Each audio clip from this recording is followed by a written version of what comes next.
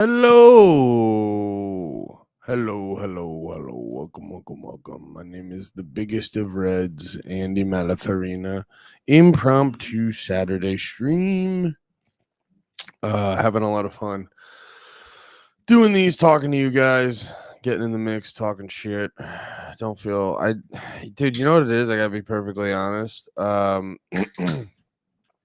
I gotta be perfectly fucking honest. I don't like not doing these. I don't like not having a big red check in. I like to check the fuck in, see what the fuck is up, see what is good, see where all the party people are at. And yeah, man. I think it's uh I think it's important to talk about this stuff. Talk about what stuff? I don't know. I think it's just good to get in the mix. What's up, Lonely Steve? How you doing, brother? How are you fucking doing, dude? Doing good? Keeping your dick hard? Making sure you're coming in your girl? Well, I shouldn't be the one saying that. I don't know why I just did that. I'm not that guy. I'm not that guy. Why would I talk to you like you need to be that guy? If there's no problem not being or being that guy, but I'm not that All guy. right, happy Friday. I'm not that guy. Why would I expect you guys to be that guy? Salrat, how you doing, brother? Friday, or what's today? Saturday stream. Getting up to date on what's good with the news and my dick. Emily's working on some tech issues over there. So kick this off with just me and Sal. Pull your panties to the side, Derek, please. Please, Derek, so aggressive. Just hop into the stream immediately, telling me what's what. God damn, Derek. Dogger. How's it going, guys? Hello. How are you, everybody? It's good to see you on Friday here. We had a Yes. fun night with the baby, but we're still here for Oh here for all boy, of you. you want to share some details? Oh, I mean, Just nothing that any lots of newborn not parent doesn't sleeping? know. Yeah, it's a lot of screaming. There's a lot of crying. It's all right. It's like 1 a.m. That's there's actually something there I've been afraid of with having a baby where because the screaming, it's like that thing where it's like, yeah, obviously I'm not trying to, you know, beat my kid up. But I was always thinking about that. I'd be like, I'd get scared if I'd snap and just like the screaming would get to me and I'd mix the kid up with I don't know, bag of potatoes and throw them out or something. But subconsciously I wanted to get rid of them. I shouldn't say that live. I'm kidding. Me and the wife might adopt someday, so I shouldn't just say those things into microphones. I'm just kidding. therapy sessions and other things that we have to deal with. But You know what it would be? It would be like a moment where you kind of like snap and you yell at the kid. Because I know that's what I would do. I know I have that in me. I would never like hit a kid. You know what I mean? And I've joked with people. I go, I get the urge. I know people try to glorify like, no, it's actually noble to punch your kid in the head. You know, your child who's a third or a fourth or a fifth of your weight.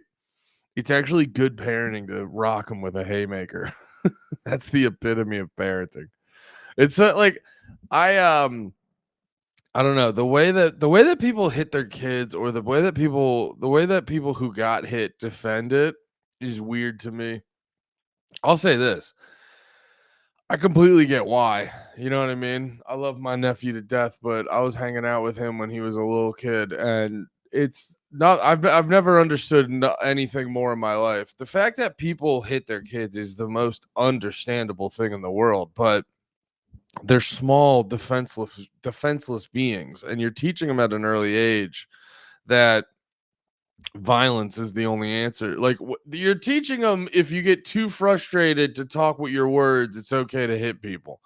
And I don't think that's a good and people will be like, but that's the world. And I go, yeah, that's the world we choose to be in because everyone's fucking retarded. What if we chose to not be retarded? But it is a funny thing that people die on that hill of hitting kids. But if you put like a flyweight in the heavyweight division, they'd be like, that's completely fucked up. But if this small being that came from your balls and your pussy may not completely understand the orders you're barking at that because their brain's not developed, then brother, fucking RKO from out of nowhere.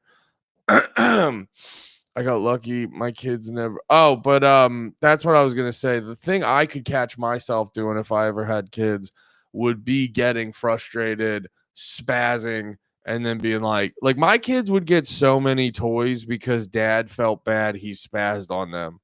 That's what I would do all the time. I definitely shake my baby. Well, sometimes you got to make sure that. Sometimes you got to make sure the hospital didn't gave you a baby and not a maraca. So you got to figure that one out. I got lucky. My kid never threw tantrums. He's too chill now, though. Nothing phases him. I was a nervous chaotic mess when I was his age. That's interesting. That's pretty nice having a chill baby. Instead of beating your kids when they screw up, what if you beat the hell out of yourself in front of them? What sort of trauma would that would be actually really funny, Derek. When your kids spaz on you, you just start punching yourself. Kids need to know that you can hit them, but you shouldn't. Yeah, there is a great equal. Like I was talking to Pat on the Drag the Lake. I'm sorry, No More Heroes, because we're talking about MMA stuff, and I get where he's coming from because I didn't end up interjecting because he was just in such a happy place, killing it on the episode. I didn't want to interject with my actually, because it didn't really matter at the moment. So, but I remember he was talking about you know what? I almost don't want to quote him because I forget exactly what he said, but it was something about he was correlating it to religion, which I didn't 100% understand. So I'm not going to try to quote him directly or anything like that. I'm not going to try to but I remember him saying something about he's like, "Oh, I believe, just the idea of the fact that two dudes could beat each other up creates more order in the world."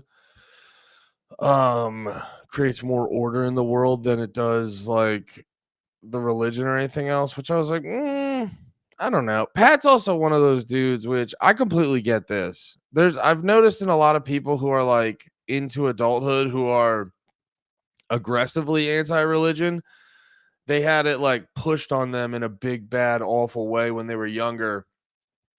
And they've had more direct negative.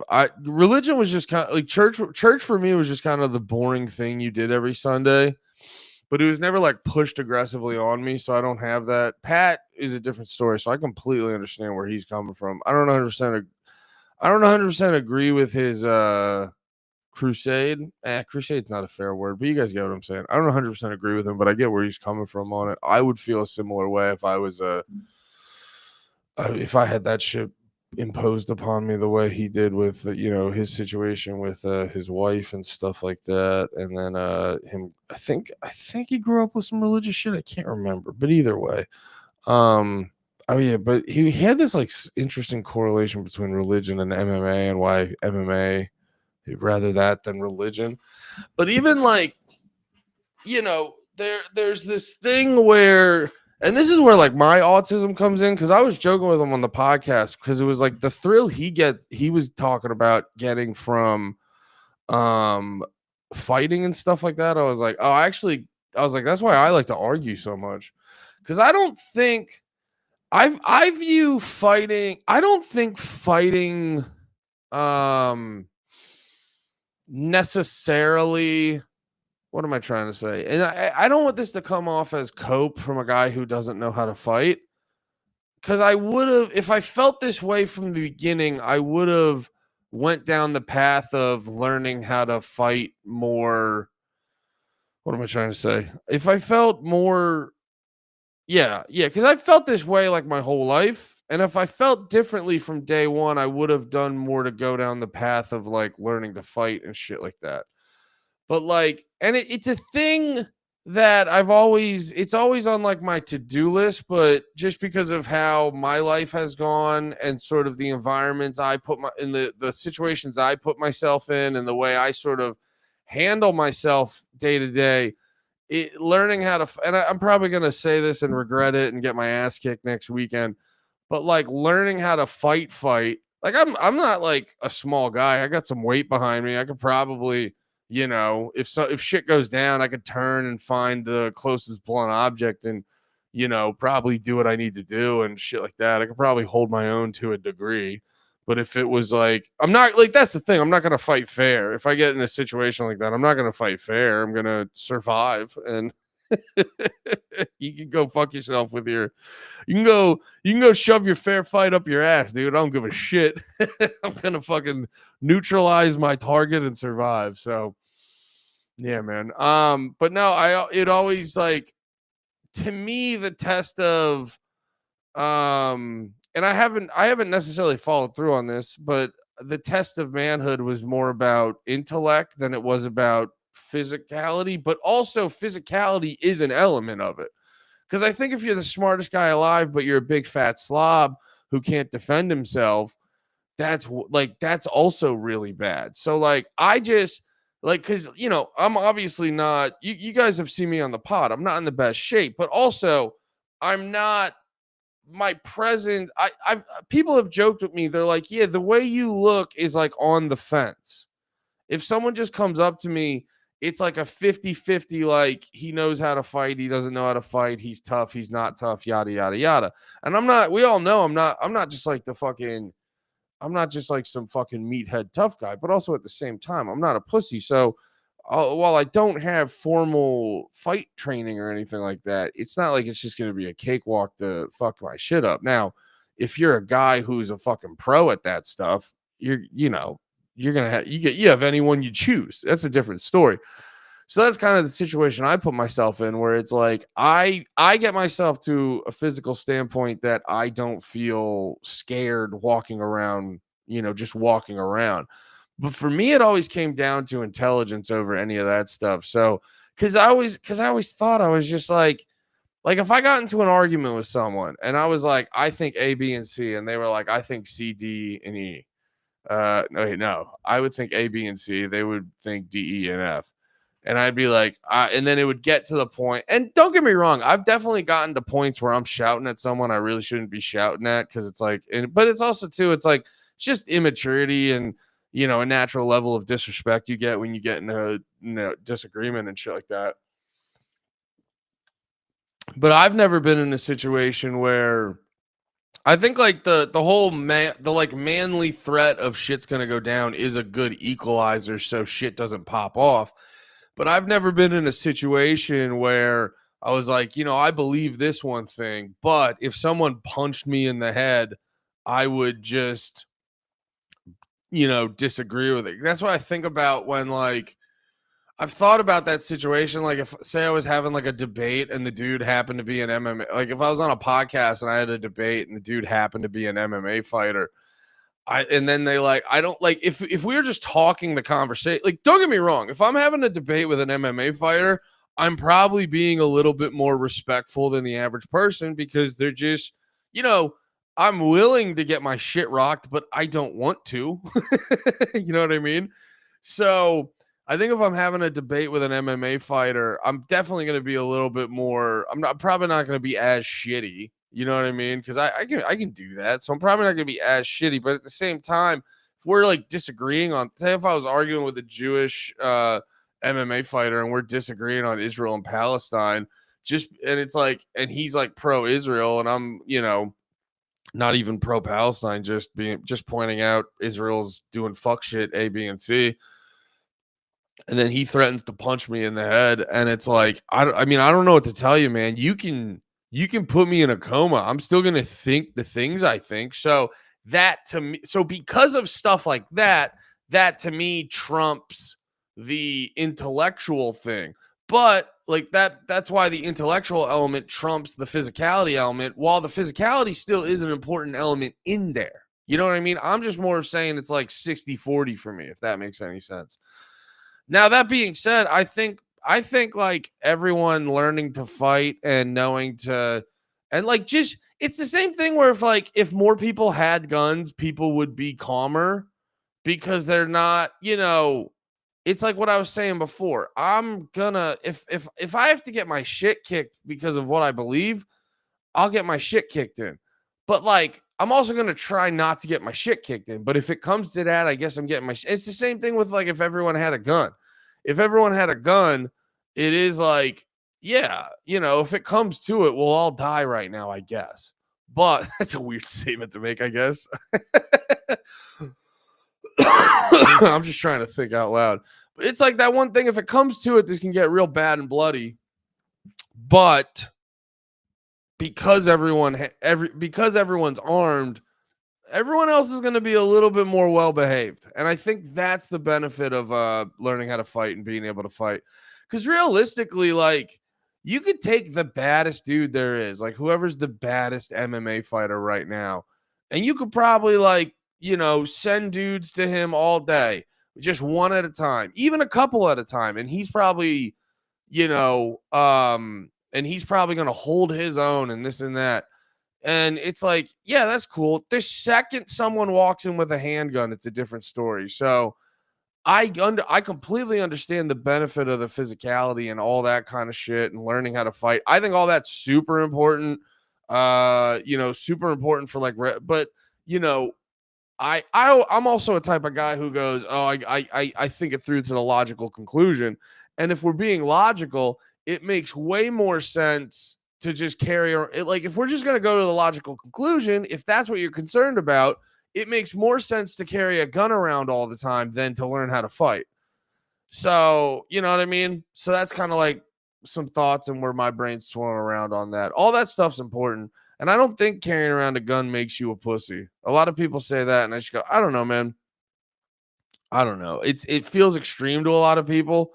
And I think concealed carry is probably smarter than open carry, but like, it is what it is. When shit goes down, you're happier that the guy with the gun is there than the dude who knows a cool, like, fucking arm bar.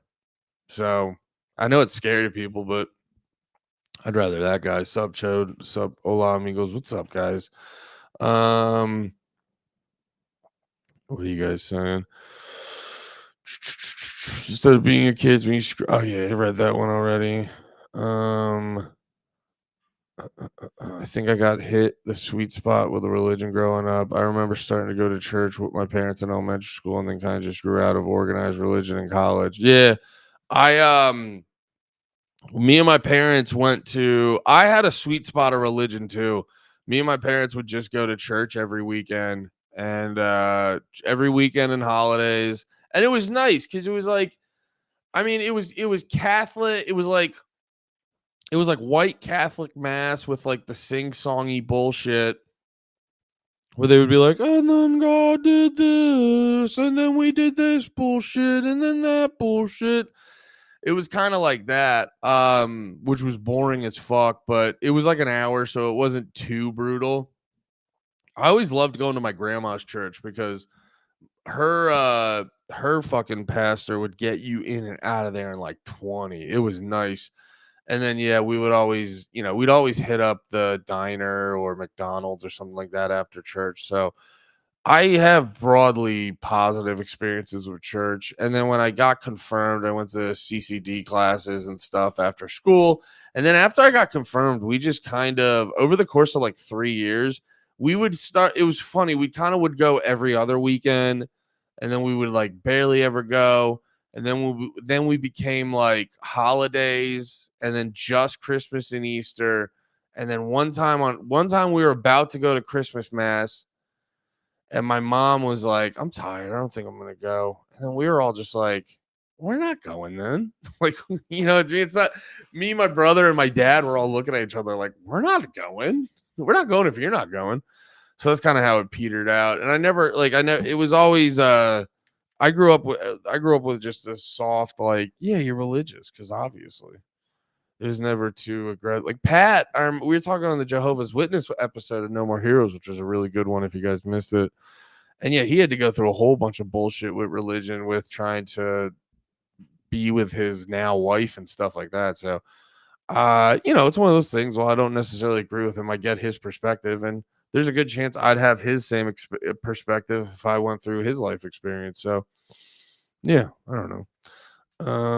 My parents were never really strict about it.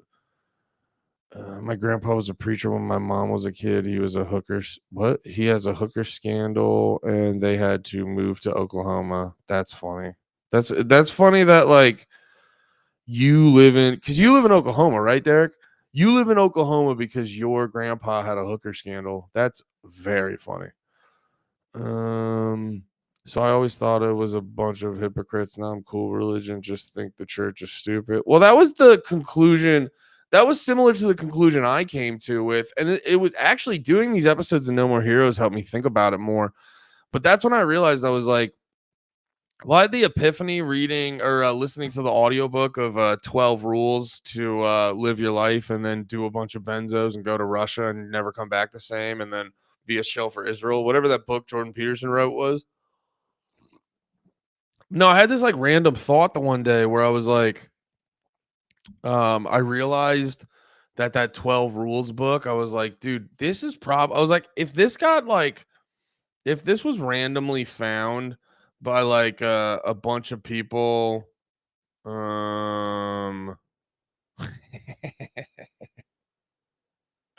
that's so funny. Sorry, Pat's sending me that's crazy. I gotta text Pat. Speaking of the goddamn devil, Pat's texting me very homoerotic thumbnails for our podcast. I gotta show you guys this. That's amazing. Yeah, Pat's been making the thumbnails, which I really like. I think they're I think they're a little bit better than the ones I was pumping out. I don't know. That's not my department. So I don't put my all into it the way you should. Here, wait, I gotta show you guys this. This is good stuff.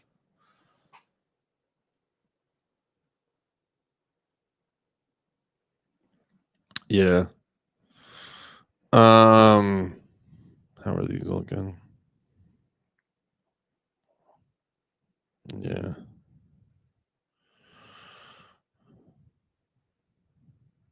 Hell yeah. Pat's the man. Shout out Pat. Making fucking homoerotic thumbnails.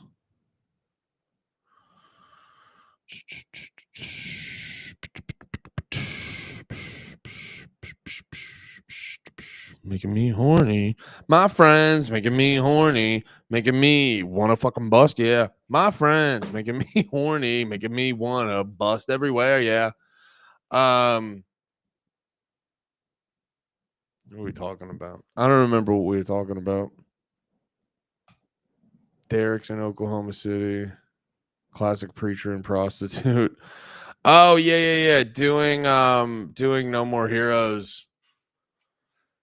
Doing the religion episodes of No More Heroes made me think about. Oh no, that's right. I was talking about the Jordan Peterson book, 12 Rules. Yeah, I was like, because I got into that shit. I'm a big pre-Benzos Peterson guy.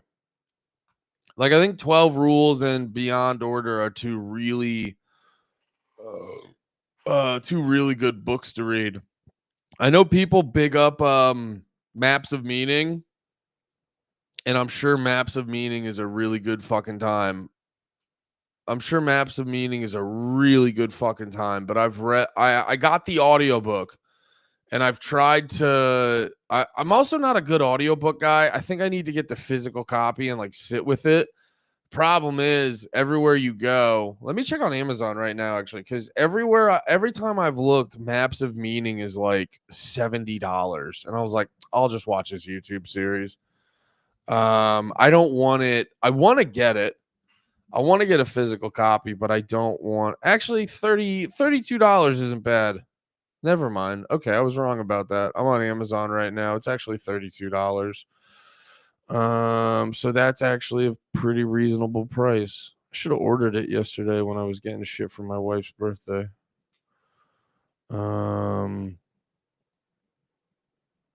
Here we go. Yeah, it's $32. All right, that's actually not that bad. I know when I was looking at it on where was it? I was looking at it on I get sometimes when the books are like cheap.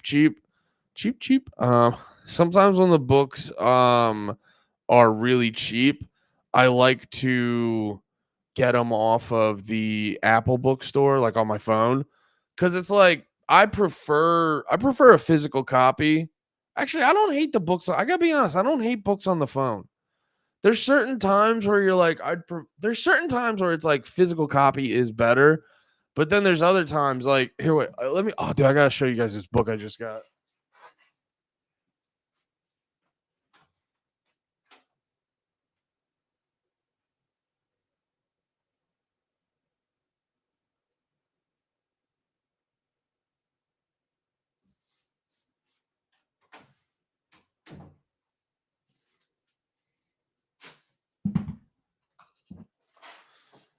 Oh man, I just got this book. It's called Secret Service. It's about MI6. It's a fat bitch, and it's kind of like it's a thick boy. But like I'm also too. I'm really into old ass books. Like I got this copy of.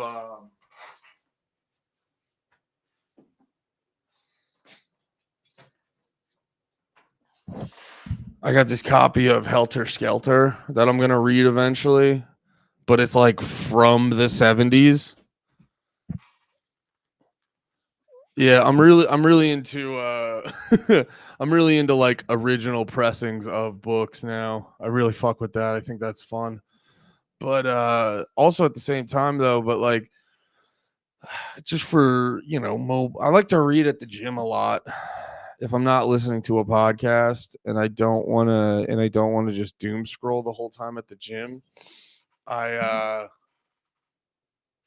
read books on my phone a bunch. Yeah, and I'm not opposed to that. But yeah, well, a lot of times too, there's certain books like Legacy of Ashes. That's this big book about the CIA and shit. I've been reading that, and I think that one, if you get it new, if you get Legacy of Ashes new, it's probably like $15. I'm on Amazon right now checking it. Yeah, Kindle is 12, hardcover is $16 to $32. Paperback is $12. And then I saved it to my what am I trying to say? I saved it to my want to read list. And I think I got it for like $2. I'm listening to the Gnostic Bible. It's wild. That does sound wild. Yeah, I'm just trying to read more. I'm trying to focus on. Oh, here, perfect example. It's literally oh yeah, this just I save a bunch of these books. Like I heard about this one book, How to Hide an Empire, and it just got posted. It was $13. Now it's just $2 for whatever reason. So I'm gonna get that. Yeah. There we go. And that's how Andy buys a book. I hear a smart person bring up a book. I save it in my phone, and then I purchase it when it goes on sale.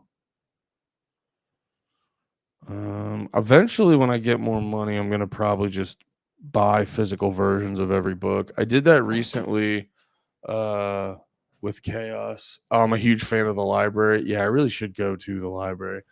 What was I rambling? Oh, that's right. I wanted to post. Let me post on Instagram really quick. Guys, gals, everyone in between, if you're trying to help out the podcast, help out the stream, it would mean a lot to me. Please let your friends know. Let your friends know what's good. They know here we go.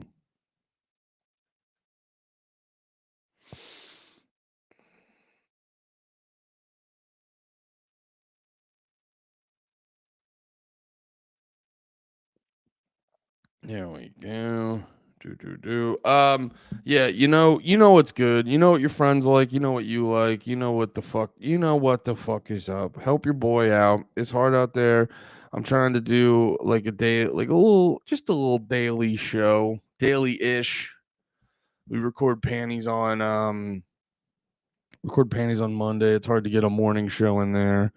Fridays I usually record with Pat. So most days of the week, my friends, I got some shit for you guys all the time.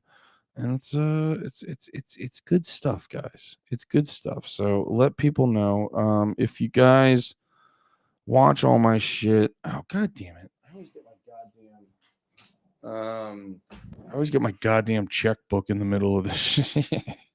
I just leave in my credit card. Let's get important bank information out of frame.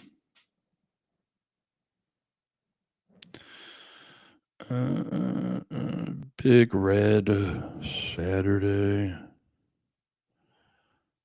Saturday chicken. Something fun for people to like. Did you guys hear the new Clips album? I listened to a little bit at the gym yesterday. I enjoyed it. It did not. What am I trying to say? Ooh. Nah. Yeah.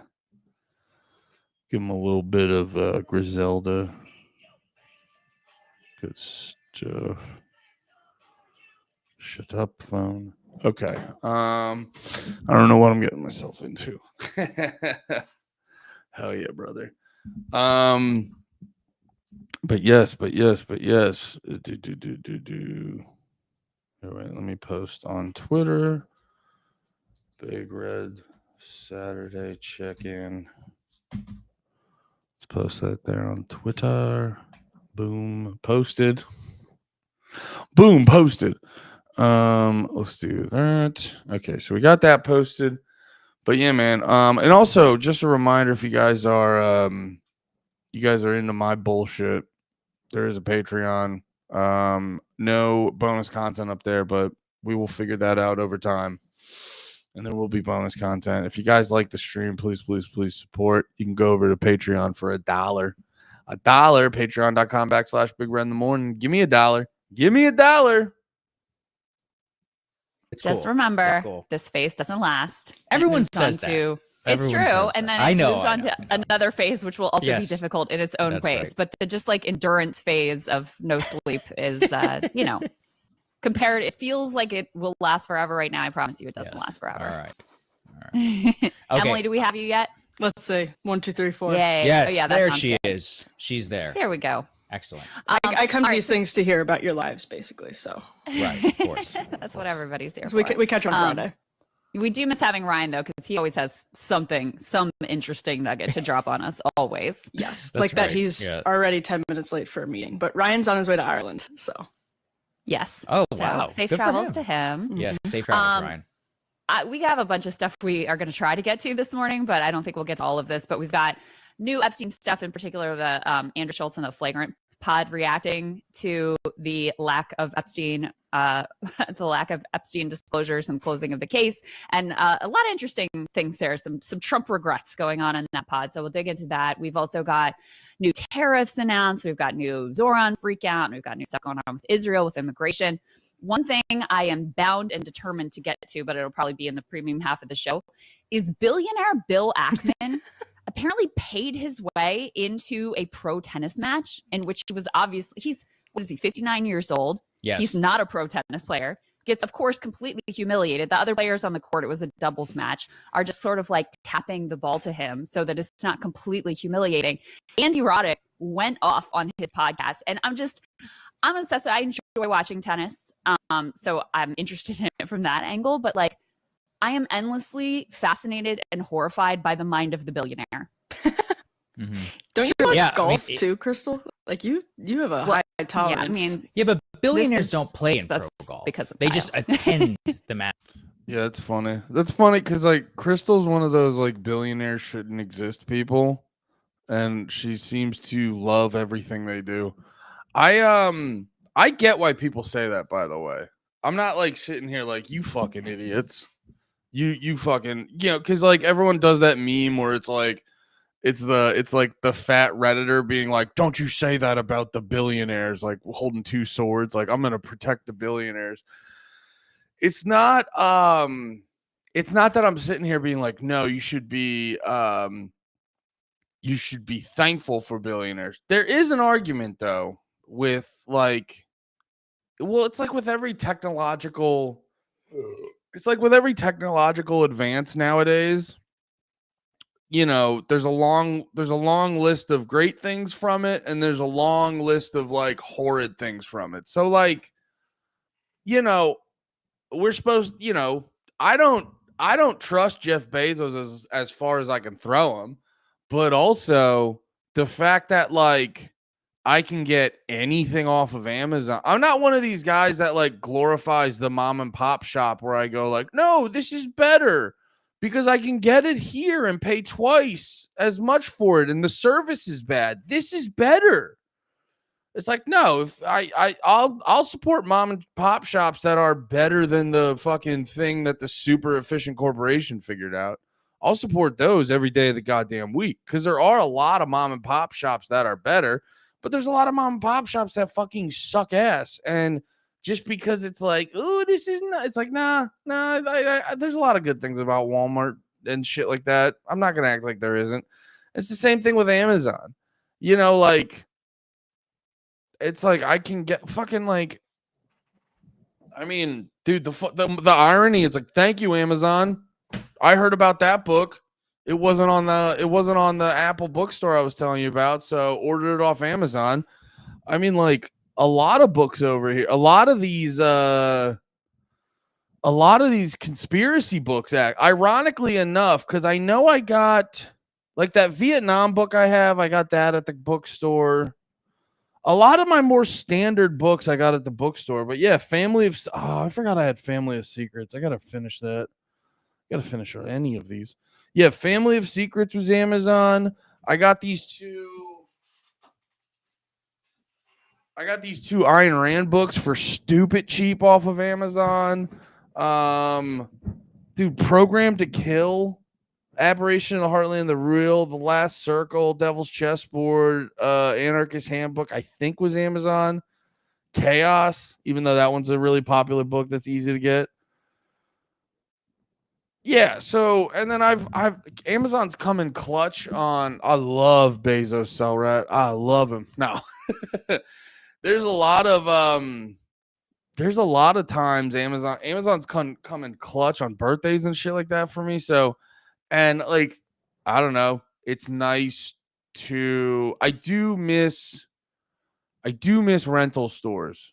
I do miss rentals and what has become of that's where my priorities are. I wouldn't because I can go to the theaters now and pay too much money. So actually I am wrong about that. I don't know my own self. The theaters are still too expensive. But anyway, there's a lot of great things about Amazon. I like Amazon Prime. Some of their products are neat. But then also too, you know, like they help bring on the streaming revolution and killing small town America and all this other shit. So there's pluses and benefits to all that stuff. So that's why it's like using that logic.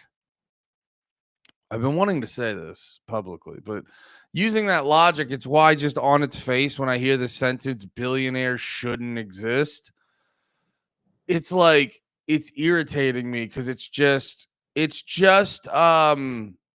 like a thought that is created from just having immediate frustration when it's like, how about we just calm down and look at the bigger picture and solve the problem? It's like billionaires shouldn't exist, when in actuality, it's like, no, the real way to look at it is like, there's nothing on its face inherently wrong about being a billionaire. You just have to understand, like, how did you become a billionaire? You know, because it's like Rogan's a billionaire. And you may not like his comedy, you may not like his podcast, but is Rogan being a billionaire threat to our way of life or our safety? No. And honestly, like there's a handful of billionaires that are like chill, that don't really well, I guess Rogan probably does like inadvertently affect your life, but it's through like a voluntary process. It's not this shit where you're just like, I don't like Elon Musk, but because he cozies up to the government now, you know, he gets to just completely remodel sort of the configurations of our reality, because now he has to help implement a bunch of AI bullshit, and he gets all this tax money to shoot rockets and drill holes in the ground, and he's gonna eventually try to put computer chips in our head. Like Elon Musk has a real deal effect on our lives that we are not necessarily agreeing to, that we don't necessarily have a say in. Rogan affects your life if you let it.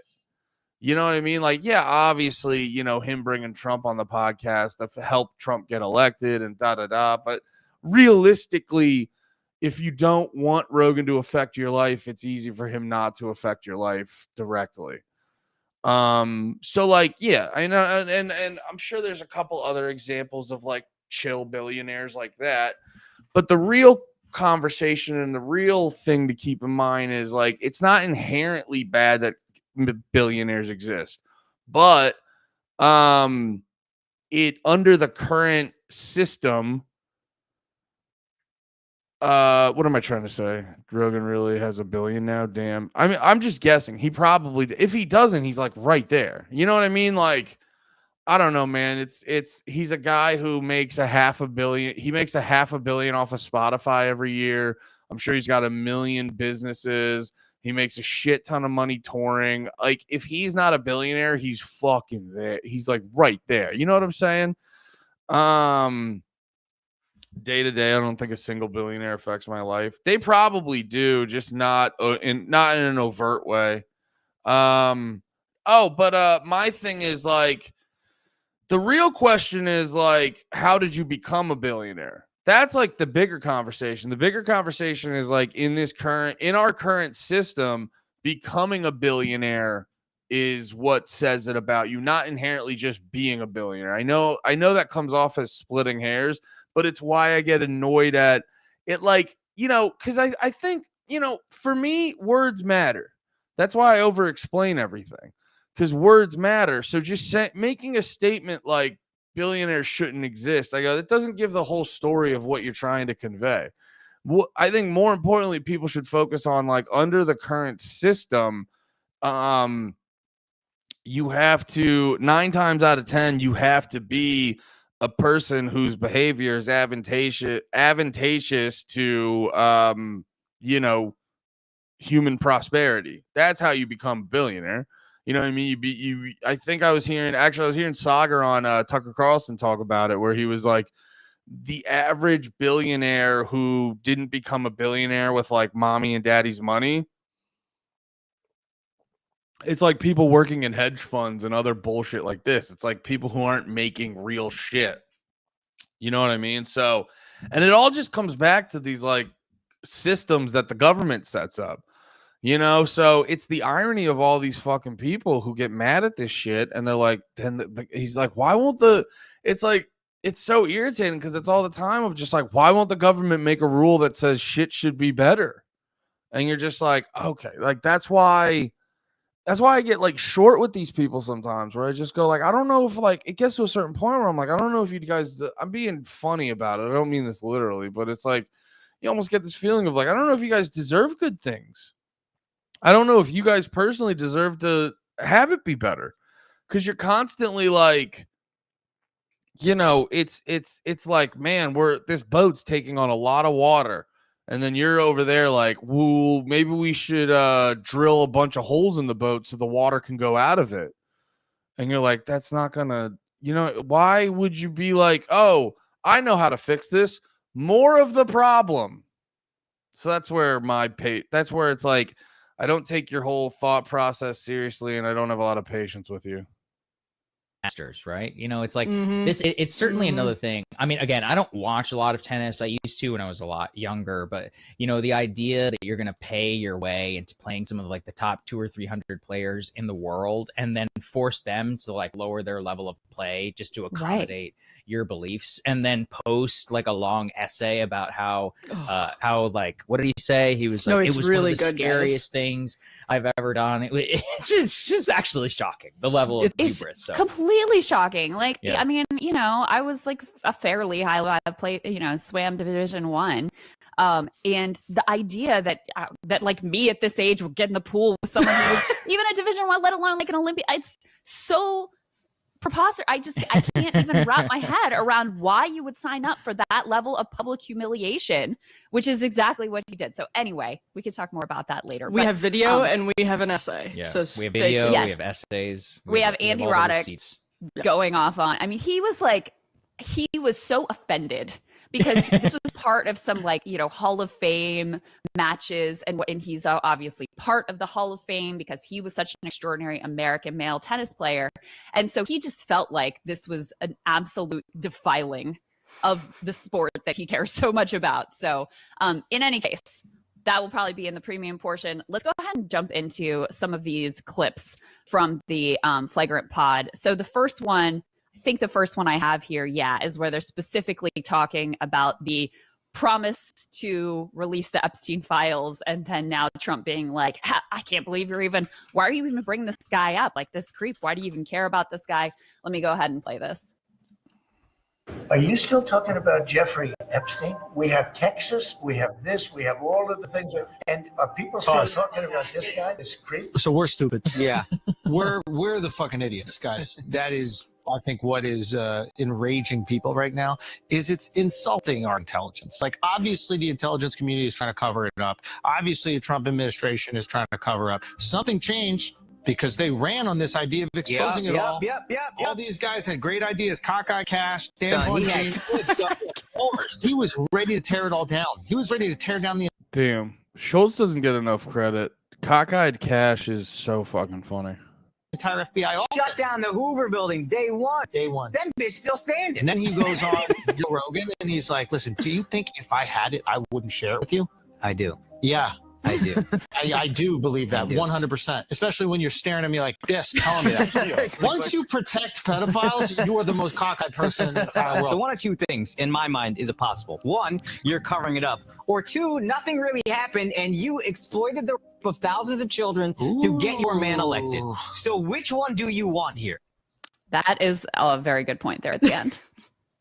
I like it. And actually, it's sad that Ryan's not here because he had the best analysis for me, which was for a lot of people, specifically like podcasts, online, we can't ever determine like what percentage of the vote swung that way to Trump, but a lot of it was vibes based, and the vibe based was of the outsider exposing the insider, right? And that's kind of how Kamala, how Biden, how the outsider campaign, regardless of whether you say they're establishment or not, like that's how it came off and read to a lot of people. And the Epstein story is kind of this vector where for many people, they're like, if you're going to lie to me about this, or if you're not going to talk about this, if you're not going to be honest about this, then there's all these other things that you are lying to me about. And so that's why, Ben Shapiro recently was like, well, Epstein actually is, like the lowest list of priorities for people. And it's like, nobody's saying it's a priority. It's not like the number one thing, but it's the extent to which you exploited it for your political ends. I mean, in Kash and Dan Bongino's case, they literally got rich talking about this stuff. So it's actually extra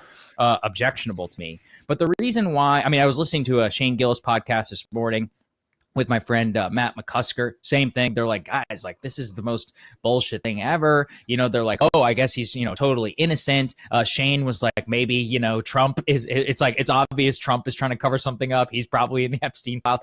This is, again, like it is a vector of understanding the visceral, like disgust of business as usual and of Washington. You can critique that if you want to. I know Michael Tracy and others have, but regardless, if you're going to sell something like this grand vision to the American public, you either have to deliver, or if you're not going to deliver, you need an extremely transparent process instead of basically boils down to trust me, bro. And I do think it is an important like vibe cultural based conversation around Donald Trump for a lot of the people out there. Did you say, why are they watching our podcast? Yeah, it is funny. It is funny for the news to be like, so I was listening to Matt and Shane today. But no, I think he's sort of using it as a barometer for like the current moment. You know what I mean? Because like that is because he said right there, what did he say? Vibes. It's a very vibes. I had one of those moments a while ago because he mentioned this on Breaking Points forever ago, and it was one of those. I get these moments occasionally where, don't get me wrong, I say a bunch of dumb shit all the time. But I get these moments occasionally where I feel like I hit a little bit of gold, and I was like, just talking through it in the moment, and then I just have this one moment where I'm just like, oh, that was fucking, I like that one. That was good, Andy. You did a good job. You fucking, the stars aligned, and we had a great moment. But then you just get, then I just get a little bit butthurt because I'm not a little bit bigger, and I was just like, man, I wish I could take credit for that. You know what I'm saying? I wish I could be that guy, but it is what it is. I'd rather the good shit get out there whatever way it can get out there. I don't need to have the fucking credit. But then when I heard Sagar later basically bring it up, and then I just had this moment where I was like, right, thank you. And yeah, I remember him mention it, the whole vibes based thing, and that is a big part of this shit now, where not everyone is, well, I mean, that's also been a consistent, but it's more than obvious, but like, not everyone is locked in on all this shit. Not everyone is learned on every fucking issue. You know what I mean? Things would be way better, but we decided to pick democracy, where, you lie to yourself and think everyone has to be like, everyone is able to be like a fucking expert on the matter and all this other shit. So we did that. But no, it's like, it really does turn out to be a thing a lot of times where people are like locked in on the vibes, and like it or not, a lot of people, they sort of, obviously no one's going to Matt and Shane for their like political, no one's going to Matt and Shane for their like political takes and shit like that. Although they're both, I would love to hear both of them talk about that stuff. They're both very smart dudes, and they would all have something to say. I don't think they want to be those guys because they're more focused on just being funny guys, which makes complete sense. I know that's the that's the line I walk all the time, where I love talking about this stuff, but I would, I don't want people to forget. Don't forget, I'm still a funny person. I'm not doing this because I can't make a joke. I can make a joke and do this. But either way, it is a good thing to see, like, okay, like, there is a lot of, I got to imagine there's a lot of people whose day-to-day energy is affected by what Matt and Shane say on the podcast. So same thing with like Flagrant 2. You know what I mean? They're the biggest podcast in the world. So whether it's direct or not, people are sort of getting heavily influenced by these shows. So when it becomes a moment where on Flagrant they're talking about the Epstein file, I do think it is worth, paying attention to, because it's like, if Andrew Schultz says some shit, you got to imagine that's not got to imagine if Andrew Schultz says some shit, if Shane says some shit, they're two of the biggest podcasts in the world right now. That's gonna seep into people. So it's like worth. It's worth sort of, but it is like, it's more of a commentary on just like how different the world is now. Cause it is weird where it's like, podcasts used to just be that fun little, and I miss this element of it, because podcasts were a lot of times, well, it all depends on which one you want. Cause I do like the fact, a lot of people make fun of Flagrant a bunch, and it's like, I don't know. I would, where it's like, oh, look at the fucking all the I don't know what they call them. I don't know. I fuck with Schultz and all the dudes on those shows, so I miss sometimes what they like make fun of them about. Maybe that's just like my bias, because I'm like, oh, I like them, so my brain's not in the mindset of what the fucking shitting on them. But either way, sorry, I'm getting sidetracked. People be like, oh, it's a bunch of fucking bros with cool sneakers and their neat little outfits or whatever the fuck. Why are they talking about politics? And it's like, I don't know, man. That's more of like a commentary on you. Like, why is there this allergy all the time for everyone to like be like, oh, you talk about the state of the world, and it's like, I don't know, man. It is kind of like on fire half the time.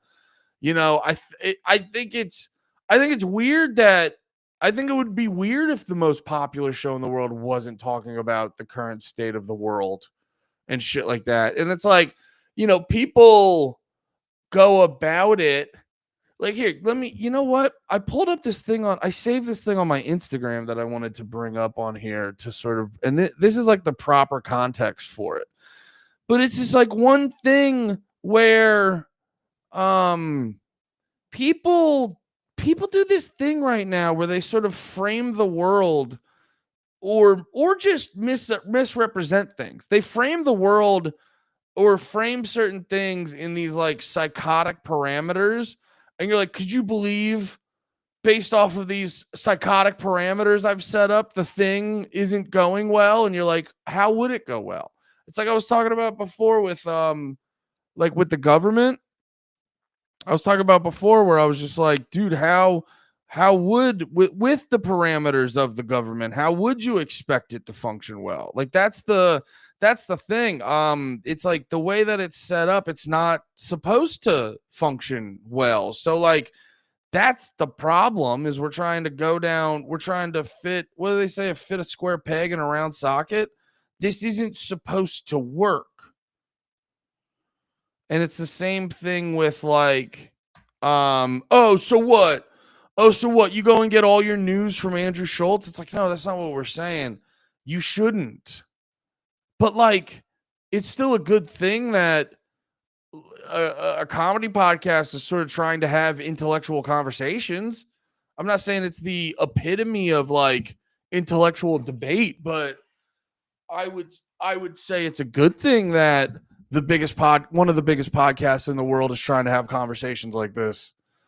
You know what I mean? But like people are so binary and myopic, I think I'm using that word right, about how they view shit that they like, the simplest shit makes them confused and their brain hurt and like makes them spaz and shit like that. Yeah, let me bring up this thing I saw this earlier on Twitter, or I'm sorry, on Instagram, and it was like, it really, it's a funny clip. Don't get me wrong. I'm not sitting here being like, well, actually, and like throwing in facts to ruin this guy's joke and stuff like that, because it's a very funny joke. But like, it's the epitome of why, like, a lot of times left-wing liberal people get so mad at right-wing people. And it's like, oh, you're misinformed from the jump. You know what I mean? So I'll play the clip and we'll talk about it. Kentucky, and my brother's in from Louisiana, and I'm in from West Virginia. And Mom has been doing what? Sending me what? She sends me videos how vaccines and autism are related. Like, I don't already know that, but Because autism didn't exist 60 years ago. Yeah, autism definitely didn't exist ago. But this is my special spoons, and we don't touch those. Those are my special spoons. And I ran out of space for my special spoons, so I had more. But another thing for my special spoons. And these dishes, we do not touch. And on that note, That's the Germany shelf, Dylan. this is a Germany shelf. And on this, and these dishes, we only touch them once. I've never even eaten off We those touch them dishes. one time a year. Here's my VHSs. Don't touch them. They're special. Do not touch my tapes. And here is 4 plates of Princess Diana because, duh. We're related to her. Right? Hello. And then here's my wall for my tiny things. Here's where I keep all my tiny little trinkets. And Here's all my bowls. And then I ran out of space for my tiny things. So I got another shelf for more tiny things. But autism definitely didn't exist in the 60s. Yeah, so very funny clip. And I'll even give it to him, like, I'm sure his mom is like that. I'm sure his mom is like, back in my day, we didn't have to deal with any of this shit. It's like, no, grandma, you didn't have a fucking word for it yet. Or you guys just called it gay and kept it moving. Which, I gotta say, the more I've been reading about like mental health shit, it's actually sometimes better to just go like, not ignore it, acknowledge it, understand the parameters of it, but then like not harp on it. That's the important part, is like, don't sit there and just really fucking harp on it and overanalyze it and allow it to like become your whole personality. So like the denial of it back in the day was bad. But the hyperfixation that everyone has now is also bad. You have to figure out a balance where, because everyone nowadays just wants to figure it out and like figure out and solve the problem. People don't appreciate how little we actually understand about mental health and how the brain works. So in the maybe down the line in, I don't know, 20, 30, 40, 50, 100 years, however long it takes, we can figure it out. But right now, it's not there. So it's basically, it's like what we're doing with mental health now is like we have a car that you have to like do the, it's like, imagine if you had a car that you had to like tap the hood, lean back the seat, and then, I don't know, turn the dial on the radio, and that's how the car starts. And what we should be doing is, that's fucking weird. Well, let's just know that and then keep it moving. What up, Sal? How you doing, buddy? Saint Culp, how you doing? You said happy Sat. I read that as Sal, and I just assumed your name was Sal. That's how my brain works. But happy Saturday, brother. Thanks for hopping in. Yeah, so what we're doing now with mental health is that's how we have to start the car. And the reality is most people have to start the car in some sort of, I'm saying metaphorically, they have to start the car in some sort of elaborate way like that. But everyone's acting like, oh, everyone else starts their car normal. I'm the one who starts my car like a fucking weirdo. Everyone starts their car like a weirdo, and you have to kind of just try to learn to acknowledge that more. What we're doing now, what they did back in the day was like, cars don't start that way, but they all did. But they just acted like cars don't start that way. Now what we're doing is we're like hyper focusing on how it started and over analyzing it, when in actuality you should be like, okay, we got it started. Let's acknowledge that's weird. Let's accept that that's how we started. So that's how we do it. And then just keep it moving, like move past it. We don't move past things as much now. But anyway, that's not the main point. Now, I'm acknowledging, once again, very funny. This clip made me laugh very hard when I first saw it. And also, I'm acknowledging, I'm sure this guy's mom is the type of person who just pretends like autism never existed. But if we sort of take this and extrapolate it to kind of like say it was a political conversation about this, what he did what the girl does in the beginning, and this guy co-signs it, is what they do a lot of times. Runaway Slav, what's up, brother? What they do a lot of times is this is what they do a lot of times in conversations like this, is you'll have a lot of people, and I know they're sort of like vaguely referencing, maybe not these people, but if you were to have this kind of conversation, if you were to have this kind of debate, you're vaguely referencing RFK Jr. Or not vaguely, you're directly referencing RFK Jr. And the thing, and the thing about him is he's never, I've watched a bunch of his shit talking about that. He's never once denied that autism existed. It's always been, ever since the vaccines, there's been a ramp up. And what they're doing here is what a lot of people do in these debates, where it's like, oh, so you just think autism never existed? And it goes back to a thing I've said. I was joking about it when the other day when I was talking about what's that idiot's name? He's talking about Biden and having dead kids under his basement. God damn it. Sam Harris. Sam, that's the Sam Harris dude. It was like, and this is a skill I've tried to learn, and it's very helpful. It's very helpful to see other people's perspectives and sort of deal with that. And with Sam Harris, I was basically in the clip, I was like, hey, man, I would understand your perspective if anything you said was true. And it's the same thing. So, but like everything you're saying is false. And it's the same thing with like the vaccine conversation.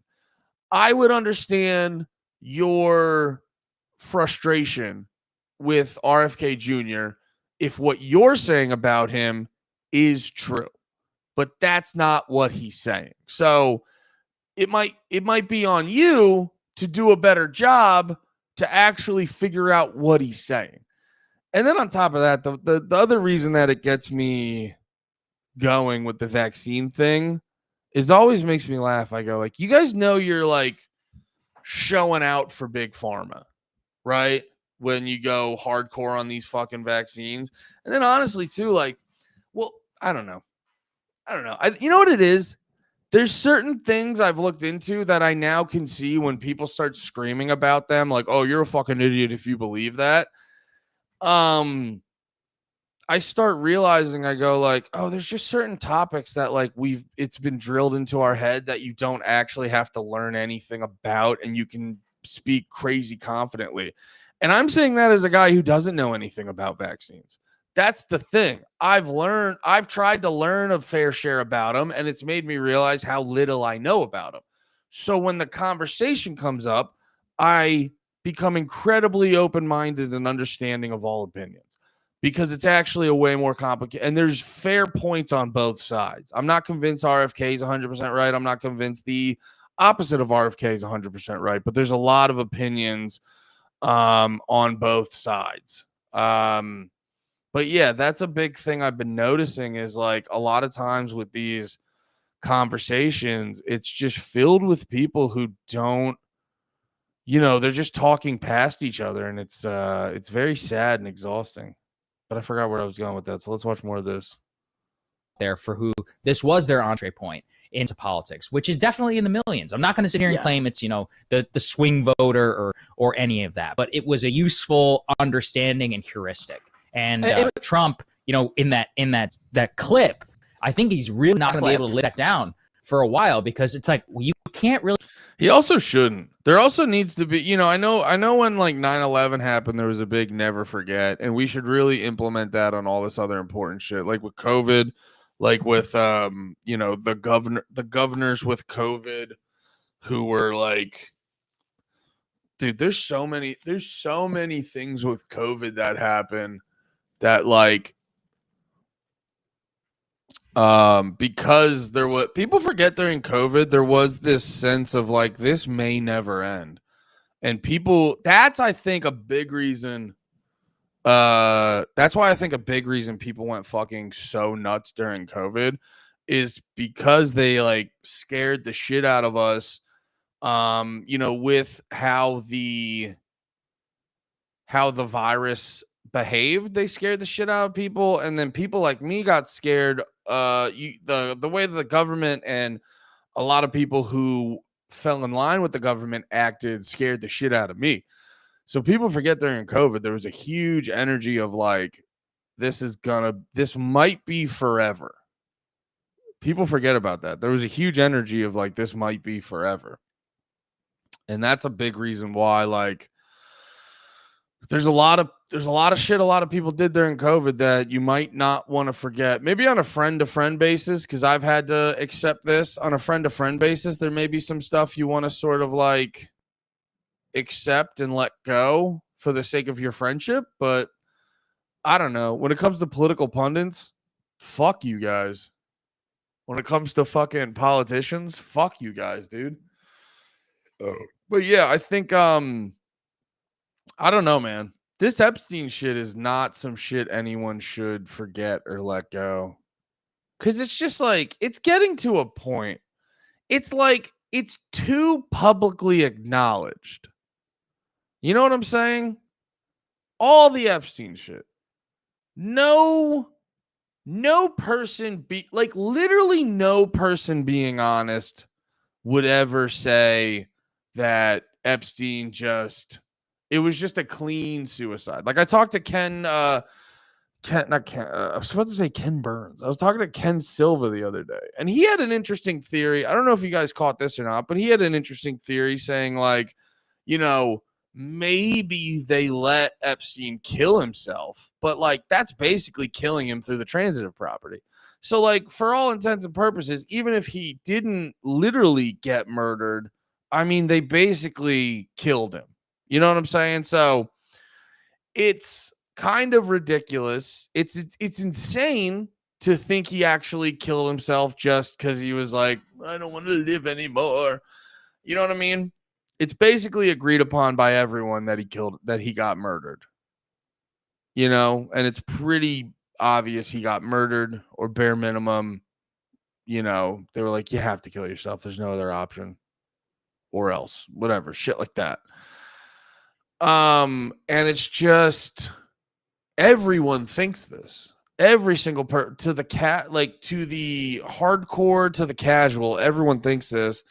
And you just have a government that will not acknowledge it. And all of them believe it. Like, you got Dan Bongino and Kash Patel, and you got audio of them believing it. And it's like, I know a lot of people in this situation can just try to like go, what did you think was going to happen? Which that's not,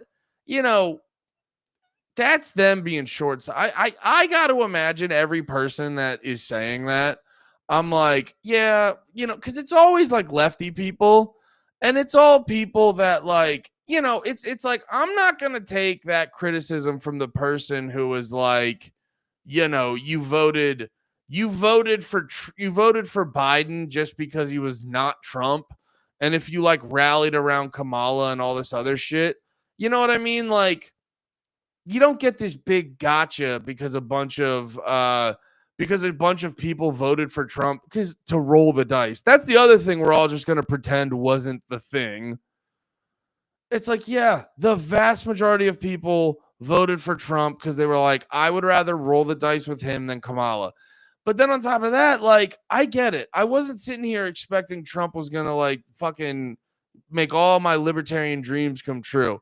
But when you're on the campaign trail and you're like directly saying, and everyone involved with you is directly saying like, yo, we're going to release this Epstein shit. You will be happy with this Epstein shit.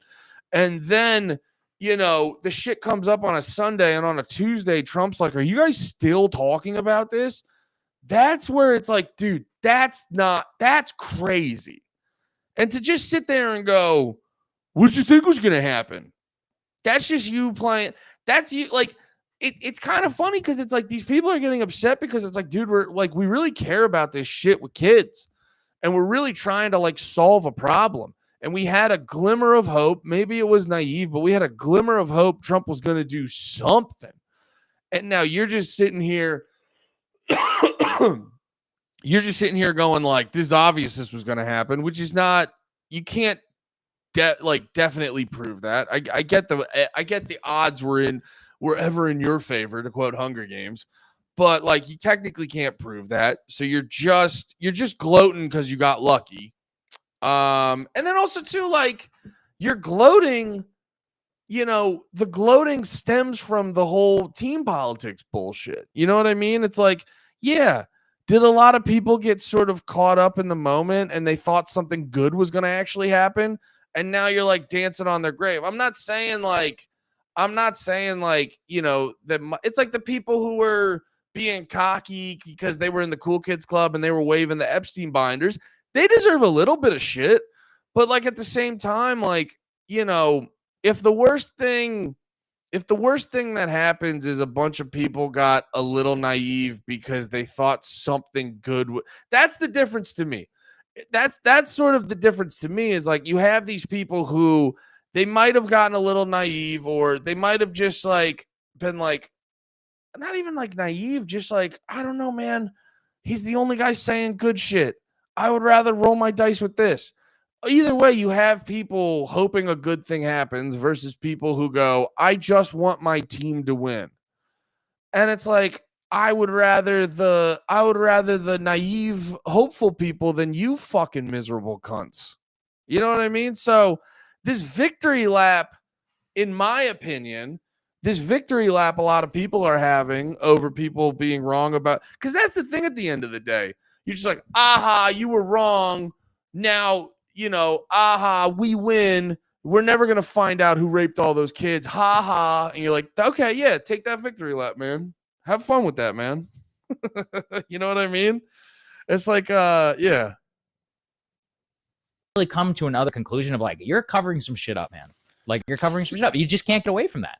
I think it was a real gateway drug to politics for Gen Z because the Epstein stuff was playing out in COVID and when TikTok was first starting to become extremely popular, and the gatekeepers lost a lot of their power around the Epstein story. And so I agree with everything Sari just said and want to just add to it. The inverse here is that the implication, if you are suddenly the Trump administration that is bumbling it in the most clumsy possible way. It is like a satire, the way Pam Bondi has screwed the story up, the way Kash, and like they just look ridiculous. So the inverse of that, it's not only that they were the outsiders coming in to expose the insiders, they are now horrible insiders, right? So it's not just that like they're covering up, it's that they're also now like completely complicit and really bad at it. Like it's just...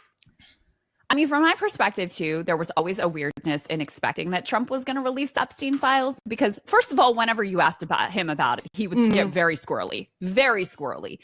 Back when he was in office the first time is when Epstein killed himself. And when he got asked about, hey, what do you think about... Well, that's the other thing I just thought of, too, where it's just like... And I'm guilty of this. This is the thing I realized, too, I'm guilty of that people need to be better about. Is like that thing where you just expect it to be bad and you go like, why did you think it was going to be good?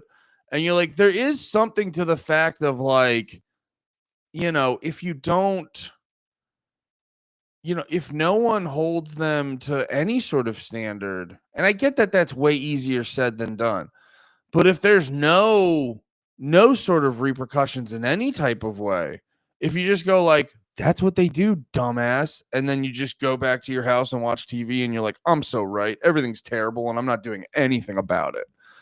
You know, that is a thing too, where it's like, well, you're also kind of, you're aiding it. You're in a weird way aiding in the bullshit, if that makes any sense. Ghislaine Maxwell, who's on trial right now. He's just like, I wish her well. So there's that. He doubled down on wishing her well. Then there's the fact, like, we know they were friends. We've got pictures of them together. We have, like, he was on the flight multiple times. Epstein says they were besties for a long time. Like, there are a lot of entanglements there just with him, let alone with members of his administration. You were talking about Bill Barr and his dad giving Jeffrey Epstein his first job at this private school, even though he's like wildly unqualified. There's Alex Acosta, who like signed off on this sweetheart deal down in Florida. Now you got Pam Bondi, who also was implicated down in Florida. So like, to me, it was always preposterous. And it was always the giant blind spot on Epstein where Trump was concerned, because all the fixation would be on Bill Clinton, which I'm happy to say, like, yes, he's also implicated here as well and had the connections, and Bill Gates and all these people too. But there was just like a willing blindness that Trump had any intermingling with this circle whatsoever. And so now, well, I will say this, to be fair, there was a lot of people like, you know, because of Trump's history, because of Trump's vibe, because of how Trump is, and I think this was a legitimate thing. I think this was like a legitimate thing to believe. I mean, we now realize it's probably not true. But like, Trump has a history of them like not finding anything on him. You know what I mean? Like, you know, like they did Russiagate, and now we all know, like with Russiagate, the Steele dossier was bullshit, but they started it anyway. So it's like they started it anyway. So there's a good chance, like, okay, they may not get him for that, but they'll get him for something. And they didn't find fucking anything on him.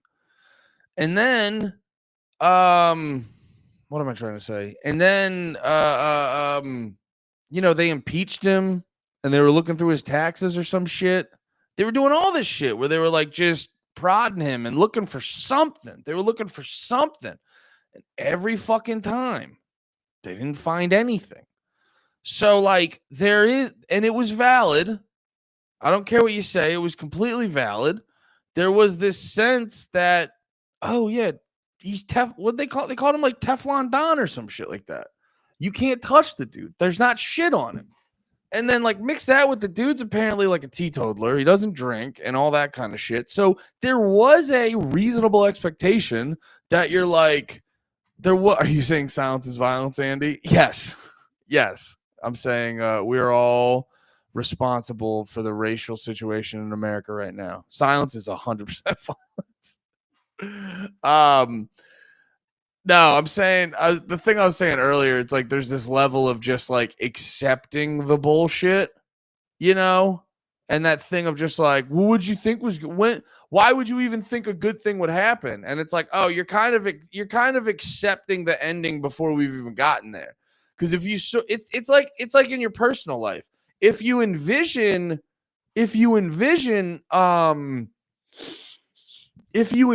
a positive future, you're more likely to get there rather than if you envision a negative, if you're just like nothing good's ever going to happen to me and then you just sit around hoping something good happens, it's going to be way less likely for that good thing to happen. So yes, silence is violence. Go protest. That's the only way to go outside, protest, and block traffic. It's the only way to solve problems. What was I talking about? I got sidetracked. I was yapping. What was she talking about? That he has not only said, okay, well, there's nothing to see here, and he definitely killed. Oh yeah, with the Trump thing. That's another thing people got to remember. Like it was kind of fair to think this way. It's like the dude gets away with everything. It was a completely fair thought process to be like, they don't got shit of him. I bet you, because like I for the longest time was like, yeah, he was involved. He knew Epstein because billionaires and shit like that. And I'm sure he knew about the Epstein shit. That's the thing about Trump. I don't think he has like a strong moral compass. I just was always like, he probably never did the shit himself because I think he's smarter. I always assumed he was like smarter in that department where he's like, I don't give a fuck that they're fucking kids, but they're not going to get that on me. So I'm going to use that later on them and da-da-da. So that's why, but now, so that's why I thought it was going that way. And I think a lot of people did. And I think it was like valid to think that way. But now you see this shit, you see the cabinet meeting from the other night, and you're like, brother, I'm really starting to think you fucking cracked the kid open. You know what I mean? I'm really starting to think that's what happened. Because now you're acting like they got something on you. It's like you're able to fucking talk your shit and do your thing and do all your stuff. But the second anything in the vicinity of Israel comes up, you fall the fucking line, brother. Himself, and here's the tapes, and we're closing all the cases into Prince Andrew and everything else. This is a done deal, nothing to see here. Now suddenly people started to go like, oh, he did have all of these associations with this dude, as it turns out. So the eyes are opening. There's a little bit of an awakening to what's going on here. Now, in terms of the MAGA base, they'll find a way to forgive and forget, as they always do. That's always happening. Alex Jones is saying, well, first of all, there's a scapegoating of Pam Bondi. We talked about this the other day. Alex Jones is going to throw up. Like that's sort of the easiest, the go-to, like it's never Trump's fault. It's someone around him who's sabotaging him, blah, blah, blah. The other... In fairness, Pam Bondi has been uniquely ridiculous throughout this, but yes. Yeah. Agreed. She is being scapegoated, yes. Freelancing and doesn't incredible have Trump's stuff. It's preposterous. And then the other one, there's more... Like Alex Jones has decided that using the Epstein files to blackmail the deep state so that he can get his agenda done. It's like, okay, guys, sure, whatever. Yeah, that's vintage QAnon for those of us who have been aware. Yeah, I mean, that's a really good point. That was definitely some QAnon shit of like, whenever a thing happens, you just adjust and figure it out later.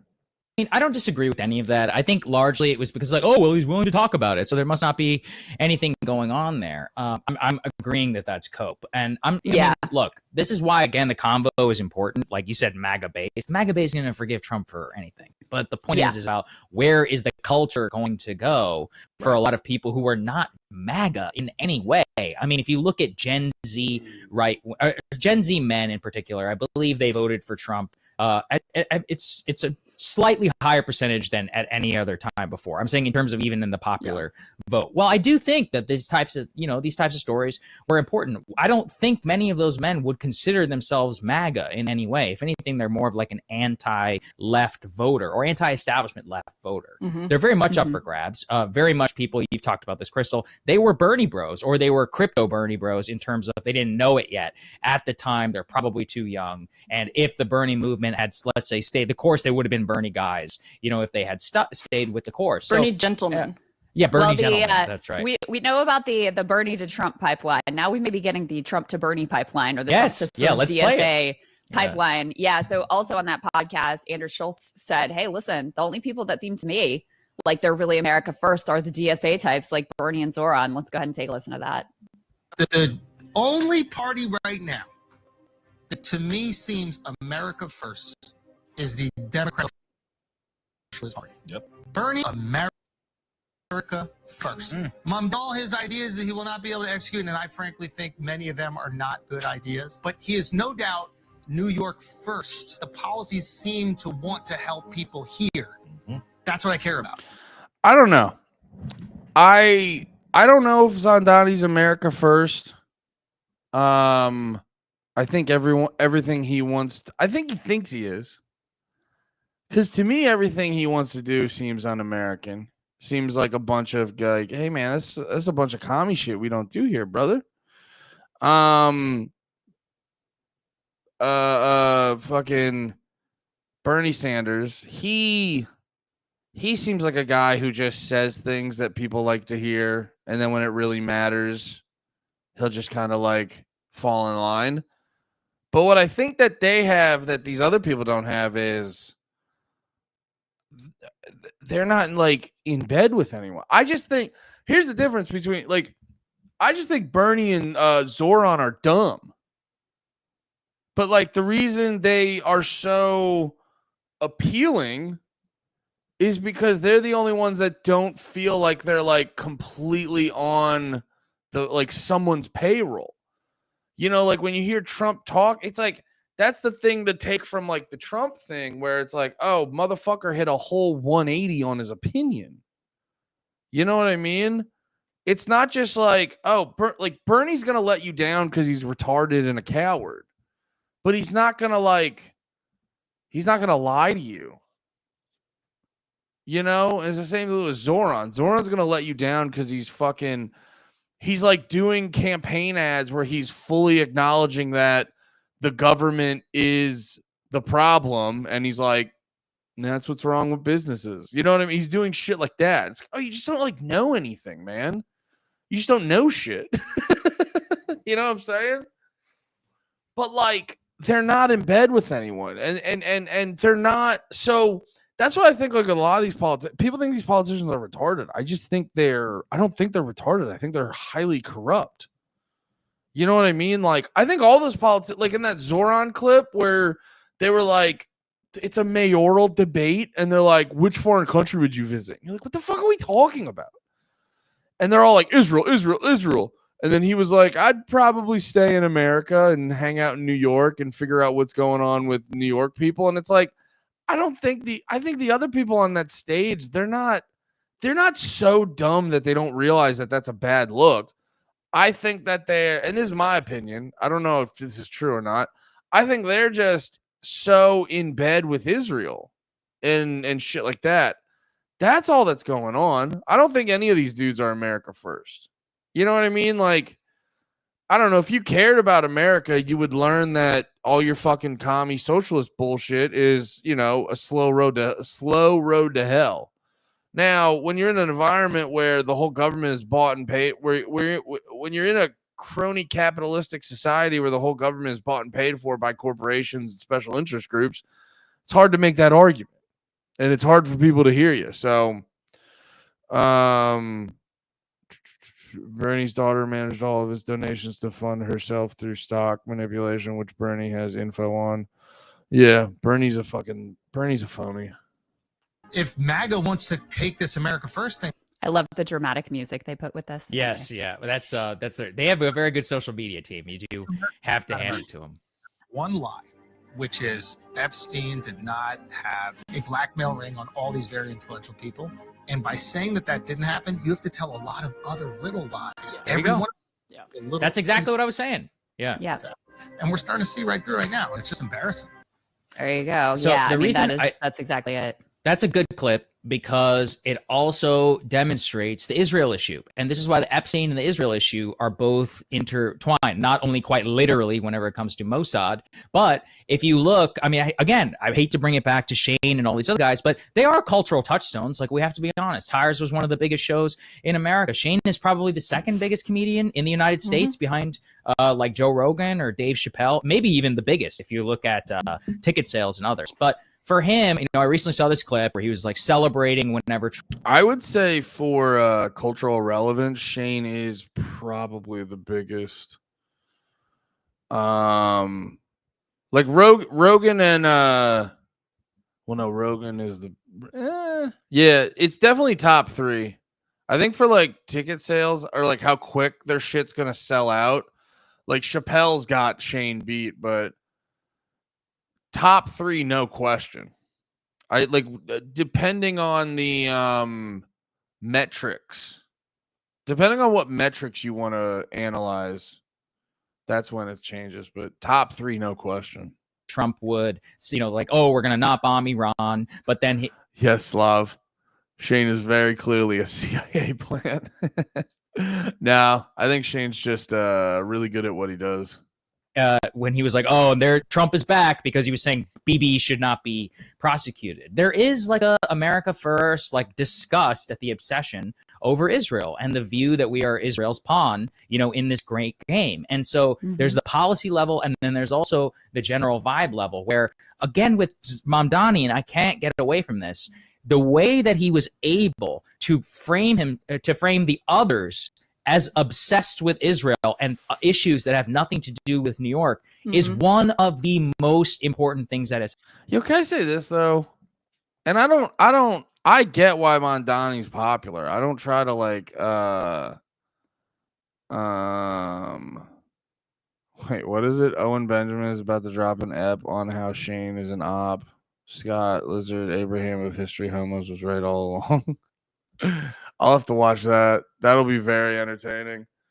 Cause I don't pretend to be like BFFs with Shane. I mean, I think like if I like, we'll text very occasionally. Like he met Killer Mike and he knows I really like Run the Jewels, so he texted me a picture of that. And then I saw he got on he's like hosting the ESPYs or whatever. So I texted him like congrats, and then he said thanks and shit. But it's not like it's like we're not calling each other. You guys see him. He's like, he's not taking me on the road. We're not calling. So I don't want to pretend like we're besties, but I definitely know more. I definitely know Shane better than a Joke World type. And actually, no shade on Joke World. I fuck with Joke World. I'm sorry. I didn't mean that. But you guys know what I'm saying. It's like the comedy breakdown videos and shit like that. And most of these people talking about, it's like I know them better than those people. So, and we did start out doing mics and shit together. So it is funny knowing all that, knowing a little bit about the guy on a personal level.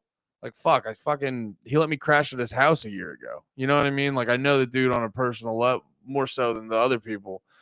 I really enjoy watching those things because I've watched a fair amount and I go like, well, I know for a fact that's wrong. I'm not even like a close friend of his, but I know that's wrong and that's wrong. So all that should be really interesting. I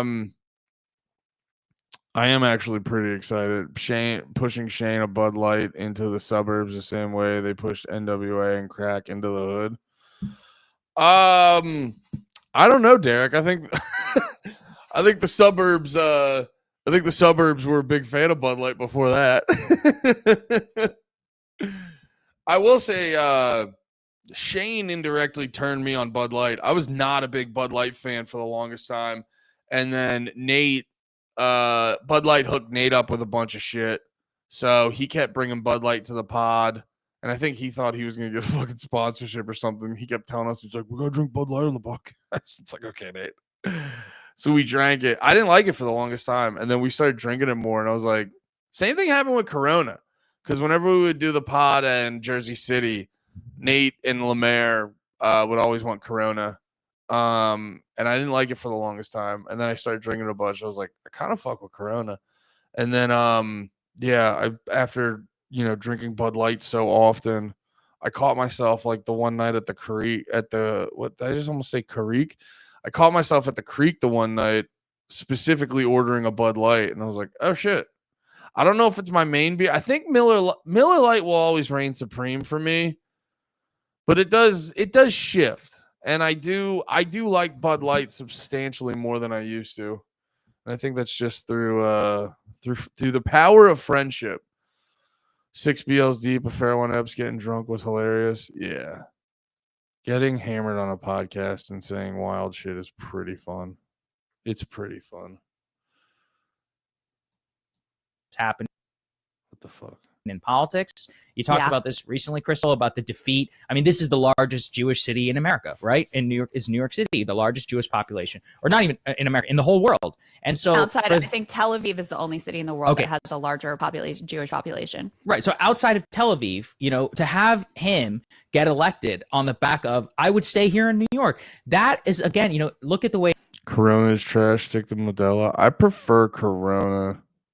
I don't like I gotta try Modelo again, but I had it a couple months ago.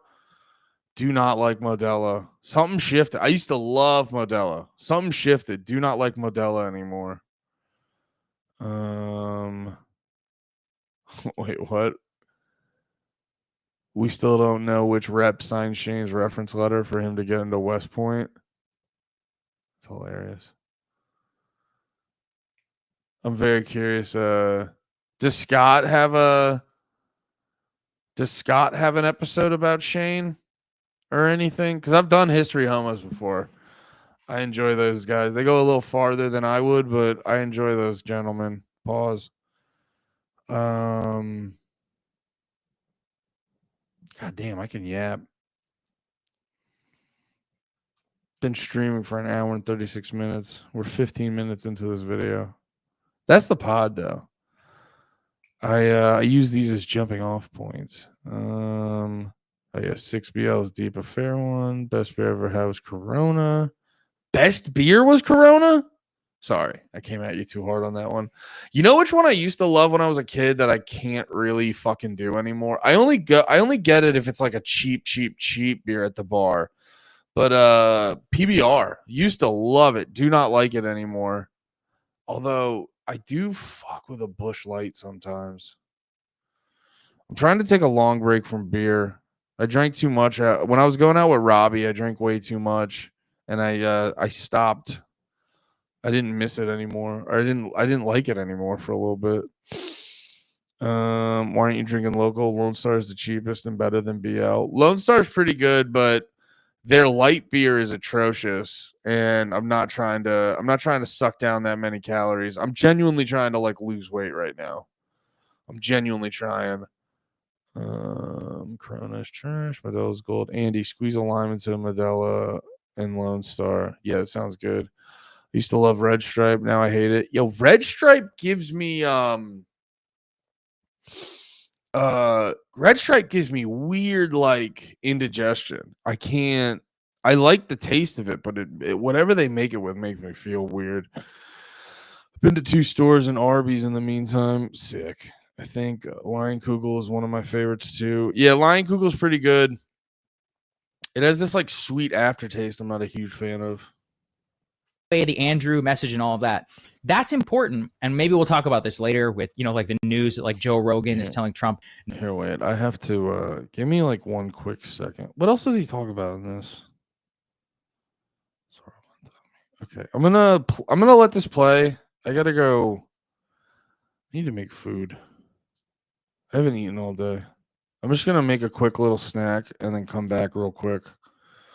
I'm just gonna let this. I'm gonna let this clip rip, and I'll be right back. Not to do mass deportation and all of that it's not policy based. It is a connection between the politician and the voter. As yeah, we may have some disagreements. I may not even take some of the stuff you say so seriously, but I do think you're fighting for me. This is something, again, why it's so crazy for Trump. This was Trump's genius of the 2016 campaign. Fighting for me against the insiders. Campaign. Exactly. I was like, I'm fighting for you. You know, what did he say? He's like, they're coming for me. They're coming for you. Like, I forget the exact quote. They're not coming for me. They're coming for you. But that was that was visceral. Actually, for a lot of people, it was a major part of a lot of the ads, especially after the Butler, assassination attempt. And I think what they're doing is they're kind of seeding it away. I don't know if they said it in that clip.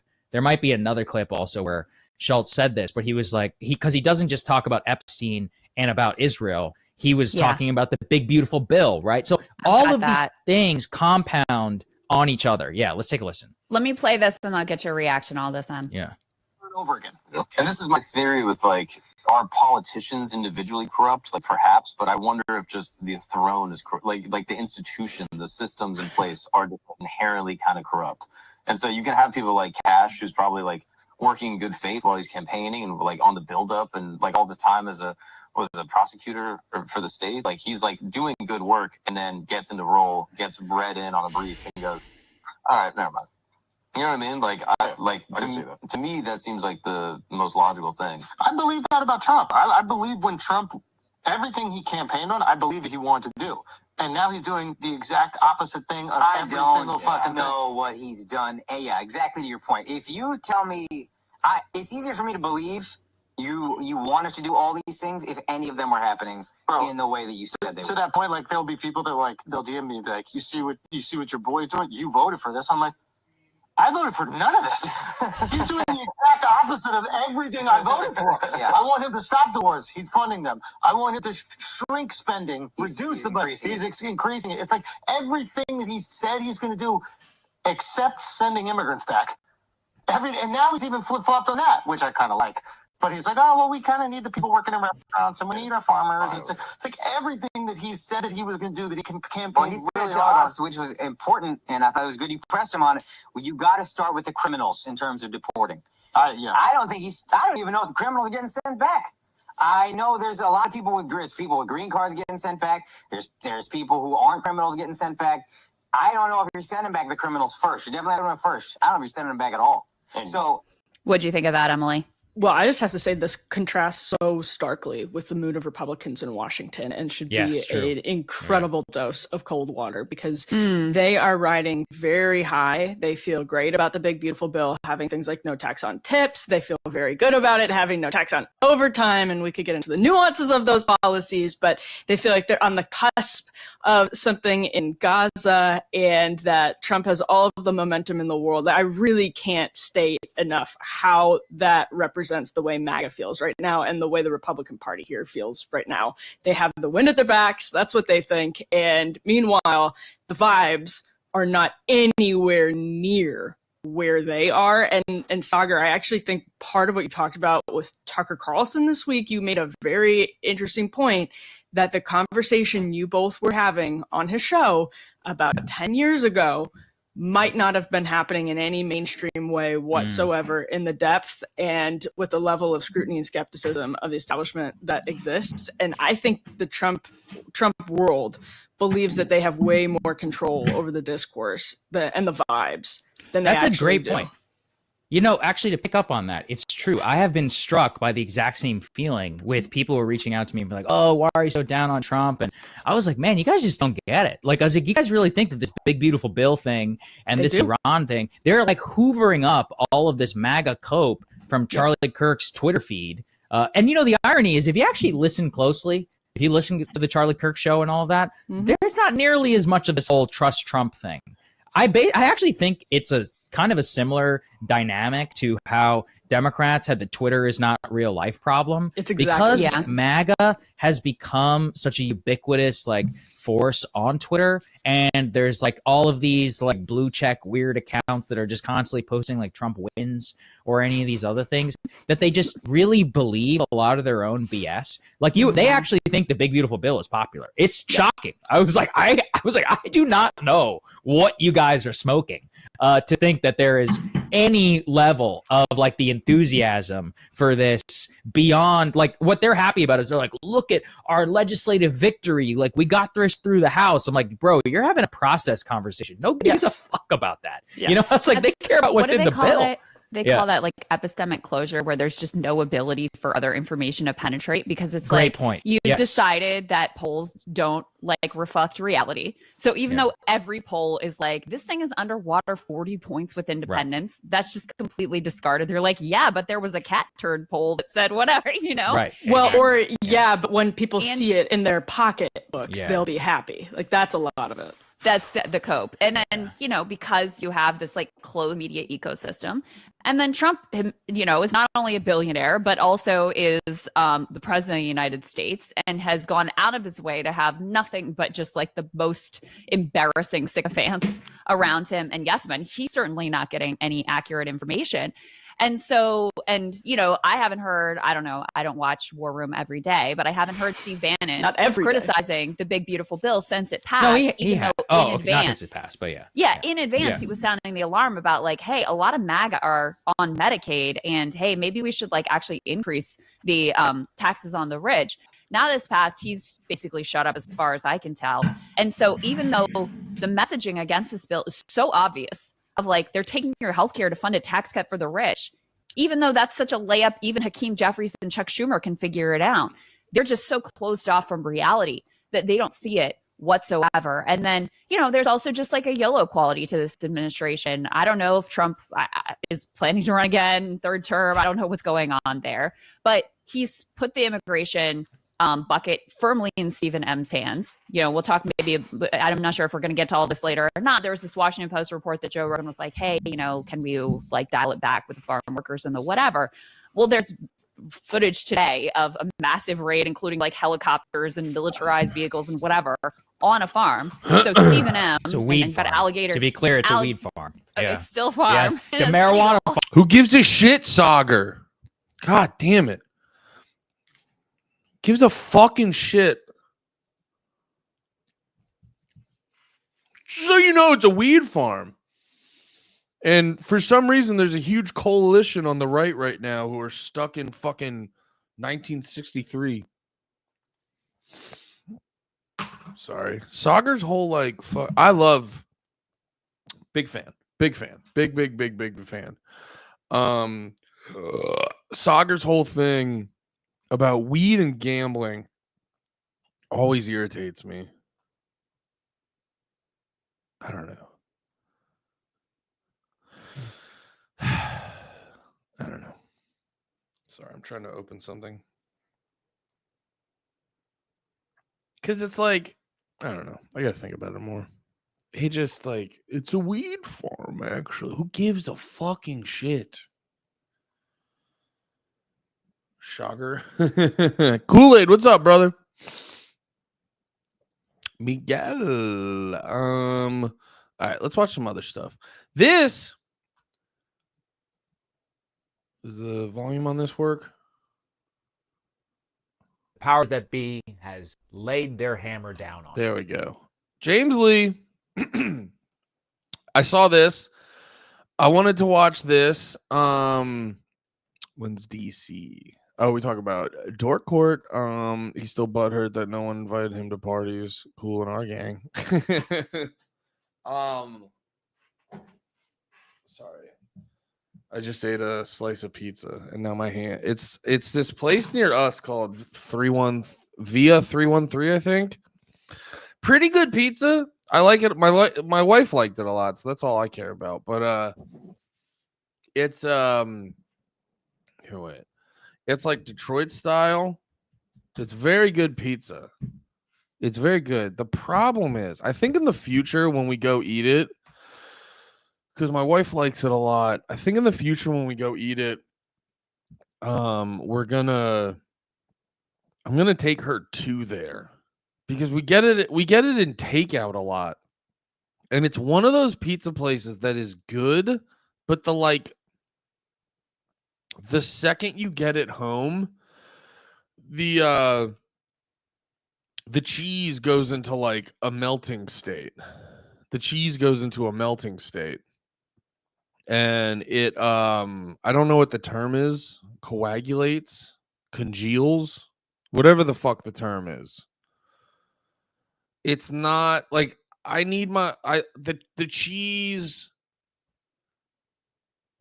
gets hard in a not beneficial way.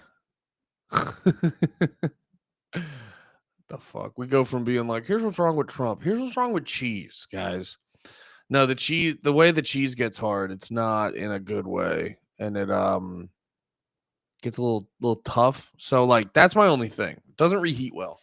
And also it's the kind where it's like you pick up a slice and then you're like, why is my whole body covered in grease? Tastes great though. Tastes real good. Work has been surprisingly gay lately, but hopefully things will chill out soon. Hell yeah. Andy trying to limit calories and futile when pizza's around. Yeah. Andy trying to limit calories in general is futile. That's why I'm just trying to physically eat less. So when the good food does come around, I don't have to be like in my head, like, okay, we can only have, because then I turn into like this anxious mess. I turn into a fucking retard. But I watched this video yesterday. I wanted to bring it to stream and kind of talk about it because this is the current conspiracy hanging around Kash Patel, which is kind of interesting the way they sort of lay it out, because this guy's like pretty mainstream in his opinions. You know, like he's like internet mainstream. I think it'd be something he would get a lot of pushback with. He would get a lot of pushback online, or I'm sorry, on if he did like a corporate press type TV show. Oh, by the way, these guys, BSX, they sent me a bunch of their nicotine pouches. You know, kind of like a Zyn situation. They sent me a bunch of these. They're pretty good. So go check out BSX. But yeah, this dude right here, what's his name? James Lee. He's like pretty mainstream with his opinions, like mainstream leftist opinions, but it's kind of funny. A lot of times leftists like to pride themselves of like not being into conspiracy theories. But like, and I'm not even saying there isn't anything to this. I think there is a lot to this. But I think the interesting part about this video was because it's the context of Israel, because it's the context of like Mossad and shit. I've noticed this gentleman, and I've seen other people do the same thing who are in a similar sort of philosophical mindset. When it comes to Israel, like they allow themselves to go a little fast and loose, which is fun. And I'm not saying it's bad. I'm saying, brother, let yourself go a little fast and loose. That's how you think creatively. That's how you have fun ideas. But yeah, this is about Kash Patel's girlfriend and how she might be Mossad. And it's actually a pretty interesting conversation. There's more there than I thought there would be. The day has finally come. Truth, a little bit too hard, and the powers that be has laid their hammer down onto me. I woke up this morning to this notification on my TikTok informing me that my account was banned for violating community guidelines, and then I was instantly logged out. Now keep in mind, my account was in good standing before this, so this definitely doesn't have anything to do with what I was saying and everything to do with who I was talking about. This, by the way, when people were calling for more censorship on TikTok and they were saying it was like, oh, it just happens to be around the time of October 7th, and a lot of people saying bad things about Israel, I was like, I remember it felt like a stretch initially because I wasn't as locked in on all this shit back then. But yeah, no, now this right here is like a direct, like, yo, they fucking watch your shit. And they're like, it's just, you know what it is? And it's indicative of how Israel does a lot of things. They're so sloppy about it. But it's because they're so good at staying on message that they're like, that's all we need to worry about. We need to stay on message so all of our useful idiots have their marching orders, have their catchphrases, have all that shit. And it's almost a thing of like, dude, if we can all stay locked in on the message, it doesn't matter what's real sometimes. It just matters that we just keep barking the same shit. So it's why like they can do stuff that's so blatant like this and not give a fuck. So let's get into it today. Is Kash Patel, the director of the FBI, caught up in an Israeli honeypot operation? Oh yeah, it's not going to be that easy to silence us. In fact, we're going even harder today. So you've probably heard by now, the Department of Justice has officially closed the book on Jeffrey Epstein. There's apparently no client list, no blackmail operation, nothing to see. Ghislaine Maxwell, she's just serving a 20-year sentence for absolutely no reason. And Jeffrey Epstein self-checked out right before trial that had apparently no evidence. Yeah, nobody's buying it. So the question here is, how could this be happening? So over the last couple days, the attention has turned to FBI Director Kash Patel, specifically his much younger girlfriend Alexis Wilkins, with some social media users. Dude, and I saw that they kept showing this picture of her. And I was just like, brother. Dude, like, they're so good at it. Also, I'm being half funny. I don't know if she's a fucking Mossad, but the way he breaks it down, you're like, brother, this is weird. Patel, specifically his much younger girlfriend Alexis Wilkins, with some social media users wondering whether the FBI and the U.S. Well, I also too, I feel bad because like half the conspiracy theory is like a lot of the weight people use. They're like, look at Kash Patel. He's a fucking disgusting Indian. And you're like, all right. You know what I mean? Like, he's a successful man. He's a successful dude. He's not like, yeah, he's a bug-eyed freak. No, I'm kidding. Like, it's always just like, he's a goddamn smelly Indian. How could she has to be Mossad? You're like, guys, calm down. But like, I don't know. It sounds weird to say because I don't want to sound like a fucking Mo, but there is an element of like Kash Patel's. He doesn't look like a fucking mongoloid. Like they were showing clips of like later in the video they showed clips of him on Rogan and all this shit, and it's like the dude's in good shape. He's like he's got goofy eyes, but you know what I mean. Like everyone loves something. Everyone loves someone with something fucked up about him. You know what I mean? I've always joked I like a bitch with a goofy nose and some shit like that. You know what I mean? Like, it was just making me laugh. Where they were like, yeah, it's clearly a honeypot because he's so fucking disgusting and Indian. Like, oh my god, dude, calm down. U.S. Justice Department's refusal to release the list of Jeffrey Epstein's clients could have something to do with one Alexis Wilkins, the 26-year-old girlfriend of the 45-year-old FBI Director Kash Patel. Because remember, just to jog everybody's memory, here is what Kash Patel was publicly saying about the Epstein files. He is goofy looking though. Kash Patel is great for a freeze frame. You get him on a freeze frame, he's got like Metzger eyes and shit. It's very funny.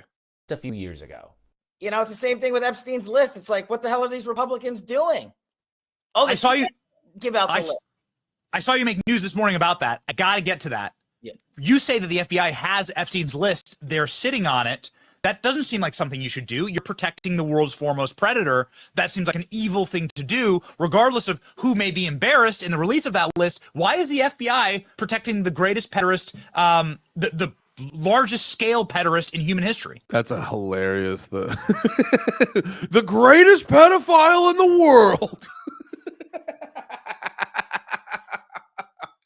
Jeffrey Epstein. That'd be a great Bruce Buffer intro. You're like, it's time. The greatest pedophile in all of human history. It's a good. I don't fuck with the Betty dude. I think he's he's not helping. I'll be nice about it. He's not helping, but he is like. I will give him that is a good catch, Benny. It's a good catch to be like, most prolific. Even prolific. Prolific's a weird word because it sounds complimentary. It just means you did a lot. Like L. Ron Hubbard was the most prolific author to ever exist. His books, I haven't read any of them, but from what I've gathered, his books are pretty bad because he could never be bothered with a second draft. You know what I mean? So, but like, there's something about the way the word prolific sounds that you're like, it sounds complimentary. It's like, no. You just, whatever, if you're prolific at something, it just means you did it a bunch. You know what I mean? You could call me one of the most prolific podcasters because I fucking talk into microphones on a daily basis. Because I probably have, compared to like people at my level, I've pumped out more shit than them. You know, it doesn't mean it's good or I'm popular yet or anything. It just means I do it a fuck ton. Simple, because of who's on that list. You don't think that Bill Gates is lobbying Congress night and day to prevent the disclosure of that list? Funny the timing. 2023, Kash wanted the list out, and now it's 2025. He's the director. Suddenly the list is non-existent. Now the elephant in the room is, of course, who might be on that list. We know some of the most powerful people in the country up to the President of the United States, past and current. But even beyond that, it's basically undeniable at this point that this so-called list is all about intelligence, specifically Epstein's ties to a certain foreign intelligence. As part of our investigation, we spoke to Ari Ben-Mashani, who is a former Israeli spy. He said on the record unequivocally that Jeffrey Epstein was working for Israeli intelligence operations, the Mossad, and running a classic honey trap operation. And this is where Alexis Wilkins comes into the story when she starts dating Kash Patel back in 2023. People online have been pointing to the fact that Alexis Wilkins works for PragerU, a media company that supposedly espouses American values, except for there is something about it. And I'm like, at the risk of once again sounding like a bit of a mo, it like there is something when you see the side by side where you're like, oh yeah, it's clearly a honeypot. Kash Patel could not get some sniz like that, dude. No way. And dude, I've been in situations where it's like, I'm trying not to sound mean, where it's like far less beautiful young lady, and you're just like, yeah, I'm gonna look past it. I just want some sweet pussy. It's just like, yeah, if you throw Alexis Wilkins at anyone, you're like, yeah, dude, oh, come here, babe. Oh, baby girl, compromise me. Get over here and compromise me right now, sweet baby girl. Kash Patel back in 2023. People online have been pointing to the fact that Alexis Wilkins works for PragerU, a media company that supposedly espouses American values, except for the fact that it is run by, and I can't even make this stuff up, a former Israeli intelligence officer serving in Unit 8200 of the IDF, which is akin to what the NSA would be here in the United States. Now, I did a bunch of digging, and, you know, coincidence or not, there's actually not a lot to go off of in terms of public information about Alexis Wilkins' background. What we do know for sure is that her father worked for Gillette and that her mother was in aerospace and pharmaceuticals. They lived in England and Switzerland before settling down in Fayetteville, Arkansas when Alexis was 9. And we also know that she attended Collège du Léman International School in Switzerland. That's pretty much it. Now, interestingly, ChatGPT is calling this a strange biographical gap, and it's citing that because she has no visible friend network or public high school / college cohort interviews, that this is sort of unusual for a public figure in entertainment, and that if, quote, a Mossad asset were inserted early in life, these gaps would be precisely where you'd hide alternate history or handler training. Dr. Simon Goddick posted on Twitter saying, quote, Alexis Wilkins is nearly 20 years younger than Kash and works for an NGO that's basically Israeli intelligence. He's talking about PragerU there. And seriously, why would an attractive young woman date a not so attractive Indian American? Classic honeypot. I mean, who are we to really judge who people are attracted to and who they're not attracted to? I mean, is this a honeypot or are they just madly in love? Only they would know the truth. Let me let this play in Google when they met, because like, god damn it, this is the funny part about like doing political shit, and like there is part of me that's like, I am being funny, but there is part of me that wants to be taken seriously to a degree. But there is also the other part of me that's like, say the funny thing, Andy. And so there's always this battle and going like, how do I want to phrase it? But I usually let funny win. Because it's like, if you look, I want to know when they met, because when you look at when they met, it would sort of clarify if she's just a little bit of a or not. Like, she could just be like, I don't know, Kash Patel is like a really powerful guy, and maybe her yeah, I mean, what is he, the head of the FBI or whatever? This is not me showing why I probably can't be taken seriously. But he's high up in the government and shit, so maybe it was just right place, right time, and then this was the in she could find. It is so, I feel bad for Kash Patel that like all roads lead back to like, there's no way you could just get this high level pussy on your own, Kash. Look at you, you bug-eyed freak. There's no way you could get high quality pussy like that, Kash. This has to be Mossad. And Kash is just at home like, no man, I get fucking pussy. I get sick pussy. It's like, no, Kash, you're a bug-eyed Indian freak. It's clearly Mossad, you fuck. And maybe this is just all one big coincidence.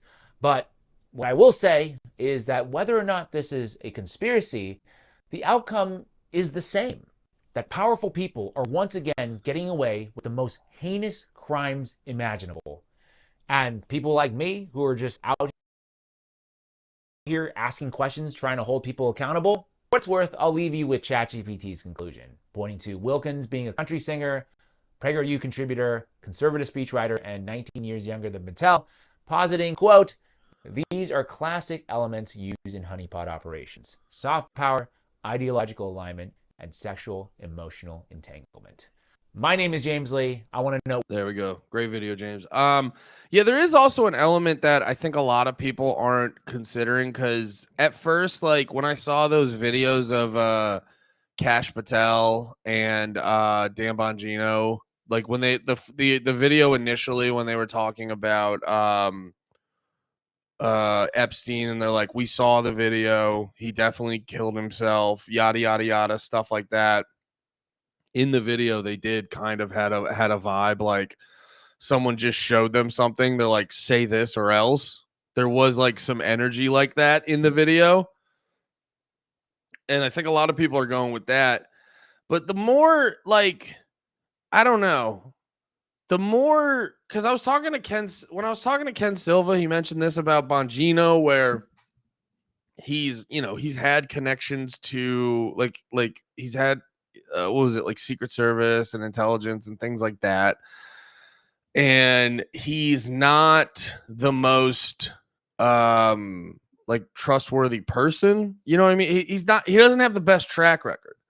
And Kash Patel, like, he could also just be a personality that's saying the thing that's popular to fucking say. You know what I mean? Like, how many of those? It's like that Benny Johnson guy we showed. You think Benny's sitting there like really, really deeply thinking about all of his opinions and then coming to his show and going, these are my opinions? It's like, no, he's like, I'm team Trump, I'm team MAGA, and I'm gonna say what's ever beneficial to me. And then when the tides shift, I'm gonna catch that vibe.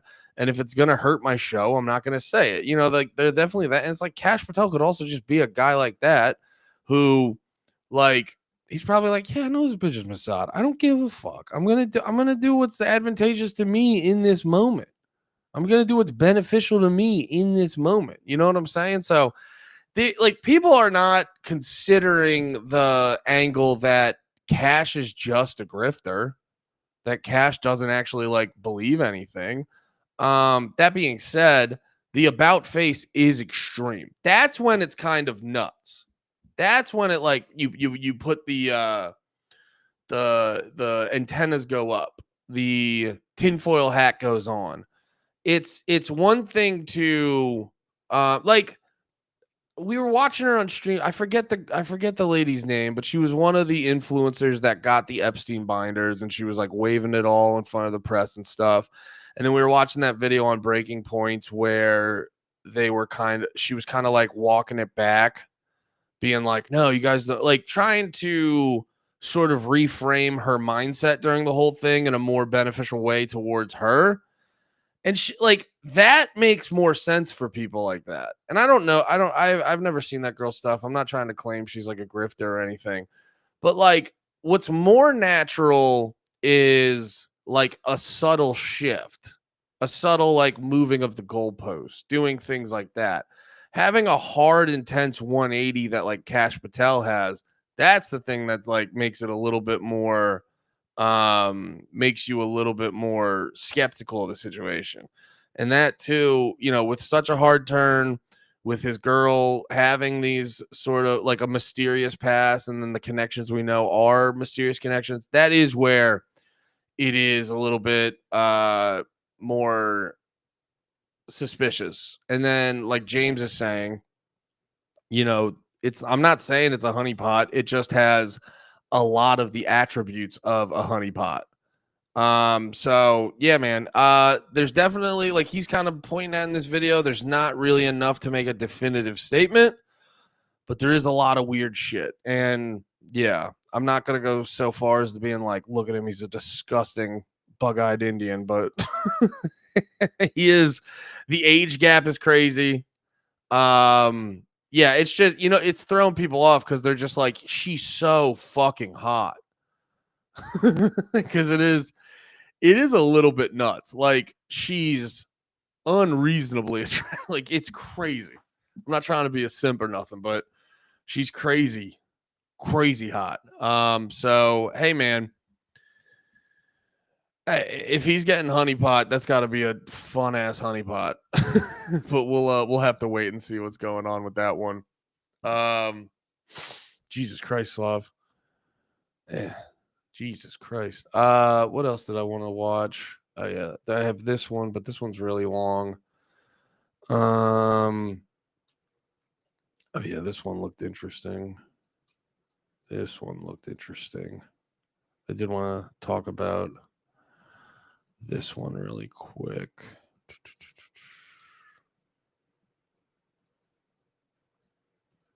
Here we go.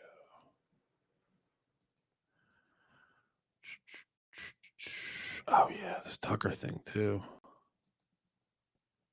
Oh yeah, I did want to watch this Tucker thing. All right, we can do multiple things. We can do.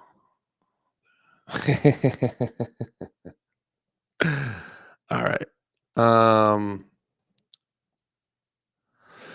Yeah, I wanted to watch this. This looked interesting because there's apparently something. There's something going on with the Epstein surveillance footage. It was apparently edited. And also on top of that, it was like, they're like, we have the footage. And you're like, you guys told us the cameras weren't working. But you do, you know, they're like, no, the camera, but the ones that were working, it just so happens that the cameras in the prison Epstein was in, they were working. The ones that were working help our case a little bit. But also on top of that, there was this thing. Wait, I think I have the tweet that everyone was referencing, but they were yeah, I think it might have been, oh yeah. There's this tweet everyone, did I bookmark it? Yeah, there's this tweet everyone was referencing where it was like kind of nuts. Oh yeah, here we go. Yeah, unusual whales breaking. The footage from Jeffrey Epstein's cell that was released by the DOJ was edited with Adobe Premiere Pro, stitched from 2 clips, and was saved 4 times per Wired. And that's an interesting thing with how a lot of this stuff goes. That's an interesting ADHD Andy. I love being ADHD, dude. All damn day. I'm gonna live my goddamn truth, Derek. ADHD Andy in full effect today. But yeah, footage from Jeffrey Epstein cell that was released by the DOJ was edited with Adobe Premiere Pro, stitched from 2 clips, and was saved 4 times by Wired. And that this always aids in my perspective on a lot of this stuff, because I always say there's a lot of people that think there's like some big puppet master shit going on. They think that there's some big puppet master shit going on, and it's like, I don't think it's puppet master shit. I think it's like, it reminds me of I don't know if you guys ever watched the show Lost.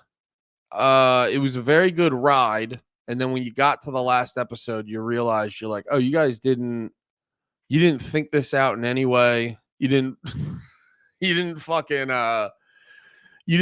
have a plan or anything. You're just kind of doing shit week to week, thinking like, dude, we'll figure it out. We'll figure it out. And whenever you see stuff like this, you start to realize, you're like, oh, that's what they're doing, because it is it is a thing. Kool-Aid's kind of Miguel's kind of getting at the same thought process, where it's like, are people actually surprised with a lot of this stuff?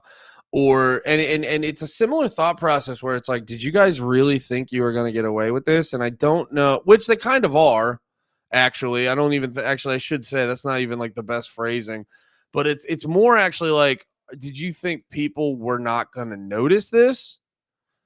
And I think what's going on, I think what happens with a lot of these things, and why it is good that fucking, it may feel like futile endeavors, but I think the more people push on this shit, if you see something fucked up, it's what's good about comedians, and why people sort of mislabel them to a degree as like modern day philosophers. I don't think comedians are modern day philosophers.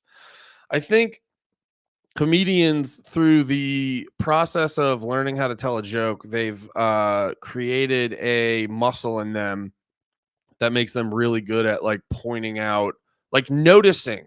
It's any good conspiracy theorist has this. You're good at noticing, and comedians are really good at like noticing bullshit, and they're not always the best at the analysis, but they're really good at and they're really good at going like, that's fucking weird. And it's the same thing with any of this shit, like with the Epstein footage. It's like, you didn't think anyone was gonna fucking like notice that, and because of like things like that, I think what more so is always like happening with this stuff is, it's not like, oh, you guys were so sloppy, did you not know people were going to notice it? It's like, no, they're just, every day they're trying to like write the script, and they're trying to like propagandize, and they're trying to reframe things and sort of put things in a different perspective to like trick people and shit like that. And every day they can only work with whatever they have. And they're like, all right, we got to give them something on this Epstein shit. How can we give them enough to make them feel satiated? And then they feel satiated and they get off of our ass. It was like, I always bring it up with the Martin Shkreli thing, about how they, Martin Shkreli decided to be the villain, and then Martin Shkreli decided to be the villain, and then they used that to make him the scapegoat and go like, wow, look at this one guy who's doing this bad shit, when in actuality, he's indicative of a whole system. It's like the whole system does that shit. But they got a lot of people satiated with turning Martin Shkreli into the sacrificial lamb, that they kind of look past the fact that this is a problem with all of this shit. And that's kind of what they're doing with this. And this is just what they had at the time, and this is their best go at it, but knowing what we already knew about the fact that they're like, oh, when he actually killed himself, that part, the cameras just happened to not be working. But they thought, oh, we put out 11-hour video, you don't think we're going to give you everything? And it's like, I could have seen this particular one from a mile away, where it's like, there's going to be something with the fucking footage. I know initially there was the skip at midnight, which, talking to Ken again, he made a good point where he's like, I think that's just a malfunction that happens in the surveillance video, like with the recording process. It's like, because it's probably like some old bullshit. It's like, oh, when we get to midnight, it just hiccups for a second and it doesn't record a minute. And it's like, what are the odds that Epstein specifically got murdered at 11:59 and then they finish it up at midnight? It's like, so that's more likely just a error in the shitty surveillance video that they have. This, though, I'm not surprised came out. Well, but I guess, I don't know. I guess there could be a thing where, and let's get into this CoffeeZilla video, because he probably breaks it down more clearly, because that could be the break in at midnight.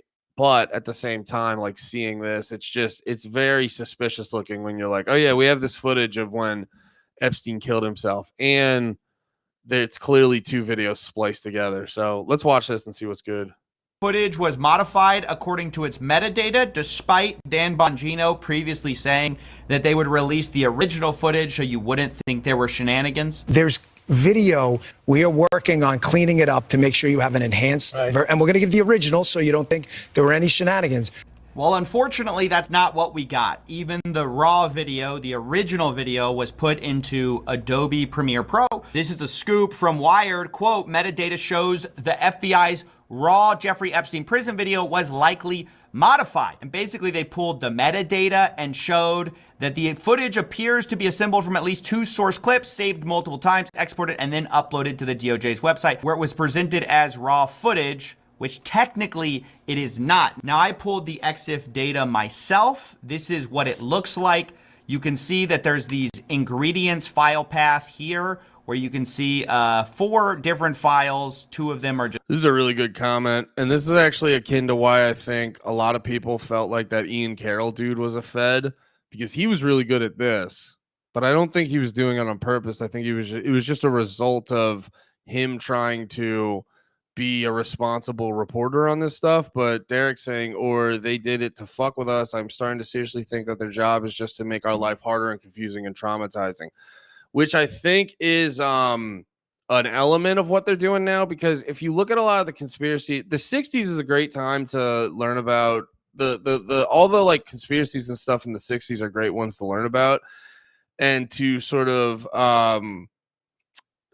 put against the modern ones that are constantly developing, because it helps you sort of like look at the process of how they do it. Because the ones in the 60s, they had no conception of fucking Twitter and the internet and how easy it would be to like share information now and stuff like that. So the ones in like the 60s and around then are noticeably more sloppy. You know what I mean? Like when you really get into the details of the JFK, you're like, this is actually like incredibly sloppy the way they're doing it, where it's like he clearly got shot from different angles, but they're going to like make up a magic bullet and all this other shit. And, we had way more assassinations in the 60s and shit like that. And but now I think because, like you guys remember during October 7th, like that first week, they were like, oh, they beheaded like 40 babies. And then within a week, like that would be something back in the day they could get us in a war on. Like they did it with the babies and incubators and shit. And it wasn't until years later that we found out that was just some bullshit made up by a PR firm. But now in the modern age, they're talking about 40 babies getting beheaded. And then within a week, we can be like, yo, did that actually happen? And no one ever like necessarily denied it, but they basically had to be like, oh, we don't actually have any proof of that. And you can kind of like debunk it that way in real time. So I think the new method is an overload of info. So they're like, because that's why I think like, when I was talking to Ken Silva, I was saying that I thought Sean Ryan was a useful idiot. Ken thinks he's actually like a Fed doing their bidding and shit like that. And if he is, it would make sense because like I would always be thrown off by that, because I was like, but yeah, he gets like dudes like Nick Bryan on. He gets like real deal like conspiracy people that are like on the up and up and shit on there talking about real shit. But then if you look at like their methods now, it feels like the method now is information overload, where it's like, yeah, why don't we just you saw it with them like revealing the aliens and stuff like that. That one was wild to me. Like, wow, they're just like talking about that stuff publicly and like revealing that like that. And when you try to think about like what could be the new method, it is a thing with and I feel it all the time trying to be like up to date and learning stuff so I don't sound like a complete fucking idiot. You have that feeling where it's just like information overload. Like I see some of these people talking online. It's why like the grifter accusations are substantially higher, because when you see someone online talking like very confidently about something, there is a degree where you're like, how the fuck how'd you have the time to know this for sure? You know what I mean? Because I know from my firsthand experience trying to be up on this kind of shit how hard it is. So when you see certain people, that's why, the fucking grifter and Fed allegations get thrown out so hard, because you're like, it's so much harder to be certain about anything in this day and age. So I think because they know that, the wiser method for them is to just overload you with fucking info, So the average person who's curious about this but doesn't want to be a dickhead like me who's constantly like digging deep on this stuff, they're like, I don't want to waste my time. I want to go be a normal person with my family and live my life. And I'm over here like, nope, I'd like to dig into it. I like talking into microphones every day, so I'm going to dig into it, fellas. The normal people get overloaded with that shit. So, if there's no one to dig through the information, that's why I do think someone like Ian Carroll and people like that are such useful resources, because they are the people who are willing to like dig deep into it and figure it out and dispel this information in a palatable way that's easy to digest and shit. But yes, Derek, I think you're onto something. I think that is a method of the information overload to, rather than lie about the reality, give them all the reality, so it just slows them the fuck down. Just identical. So two unique. He said Sean Ryan believes that fires brought down Building 7. He has zero credibility. I will say this. Check out a recent episode of Run Your Mouth by Robbie Bernstein. I'll look it up. He had Scott Horton on, and it was funny. I was actually there with Robbie. He did this at a porch tour, but he interviewed Scott, and Scott had a really interesting. Oh yeah, here it is. Here it is. I'll share that for you guys. Scott talks about a bunch of shit, and it's more towards the end of it. But Scott has a really interesting breakdown about why Building 7, it is actually reasonable to think it just fell because of fire. So look up that if you're curious. Look up that. I think it's very interesting. I got to go back and re-listen to it, because I was kind of it was at Porch Store and I was sitting on the grass hammered listening to Scott talk. So I don't remember everything he said, but I do remember feeling like he made a pretty interesting, convincing argument. Files here that have been basically stitched together is the most charitable interpretation. But look, the stunning incompetence, if that's what this is kind of hard to take. Just over and over, they sort of hype up what they have and then deliver something different in a meaningful way. I mean, you cannot say, hey, we're going to give you original footage so you don't think there are shenanigans, and then you splice together two clips in Premiere Pro. I mean, yes, maybe. I guess the question is, and this is what I realized as I was talking through it earlier, I go, what are the two clips they're spliced together, though? Because if they splice together the before 11:59 and after midnight, there's actually, it's the same thing as people being like, oh, they wouldn't release Epstein's client list. When if you really think about it, you're like, do you think he just had a list of like, ooh, he just had a list of like all my favorite pedophiles and clients. You know what I mean? He probably just had people in his phone. And I know the Little Black Book and all that. And I probably need to learn more about that. I do. Ironically, I have some episodes of Sean Ryan queued up with Nick Bryant on there talking about the Black Book and stuff like that. So I do want to listen to Nick Bryant talk about that.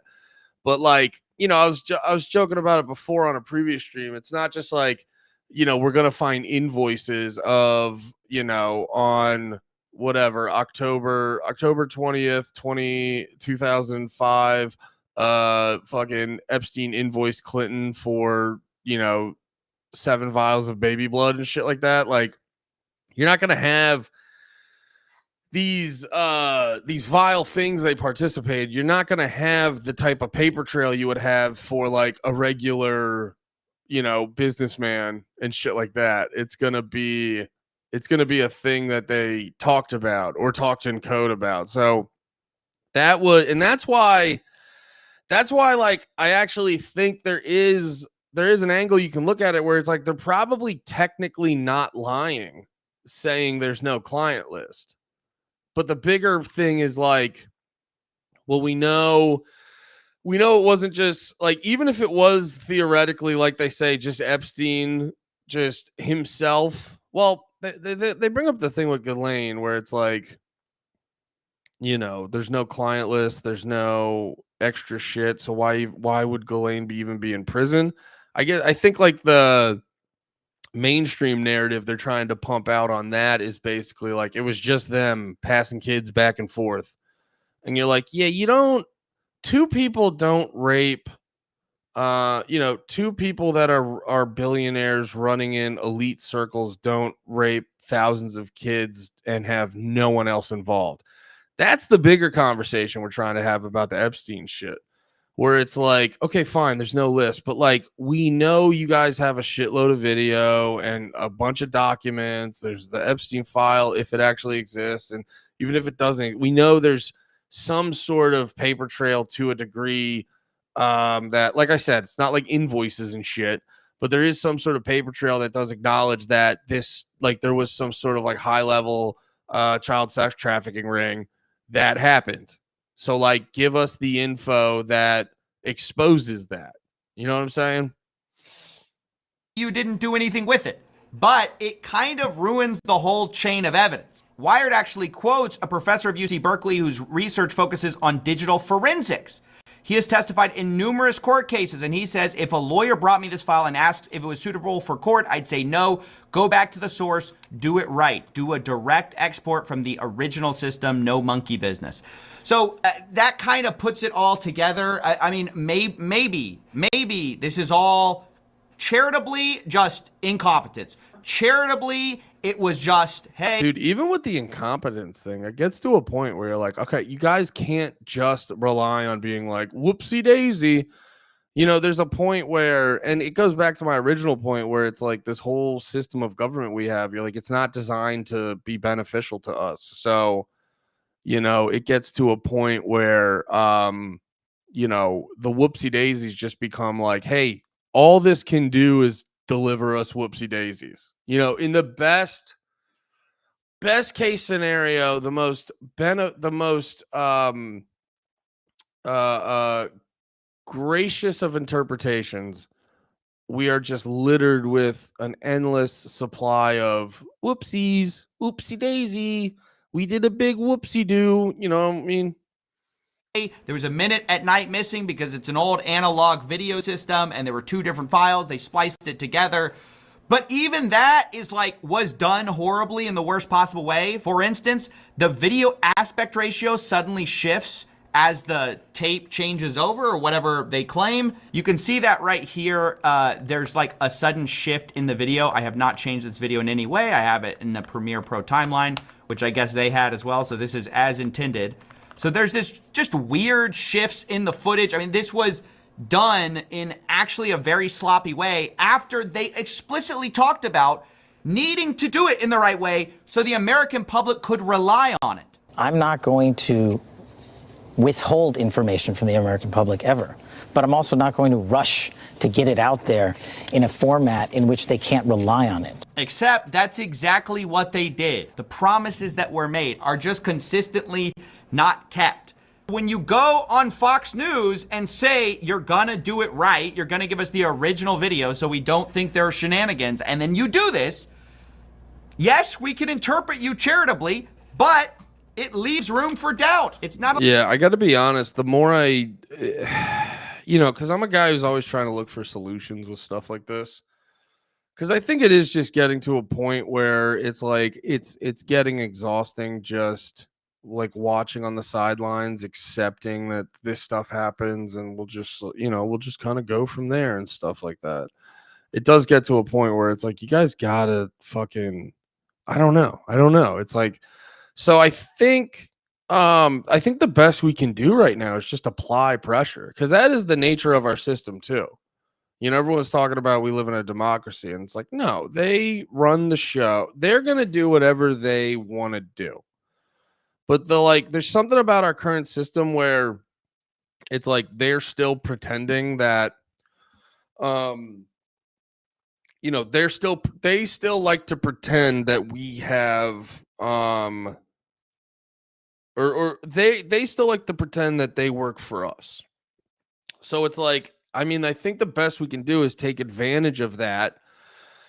And if the American public are an aware American public and we do demand certain type of things, it's going to apply pressure and it's going to keep things from getting more fucked up than they would be. And even as I'm saying this, I go like, oh yeah, it sounds like a pie in the sky, but I don't know, man. I'm getting to a point where I'm getting to a point where I'm like, dude, you guys can't just be doing this all the fucking time. It can't just be a thing where you get to do whatever the fuck you want all the fucking time. So even if even if the difference that doing stuff like this, even if the difference is going to be a statistical error of a difference of a percentage, I don't know. I feel better doing this than just sitting back and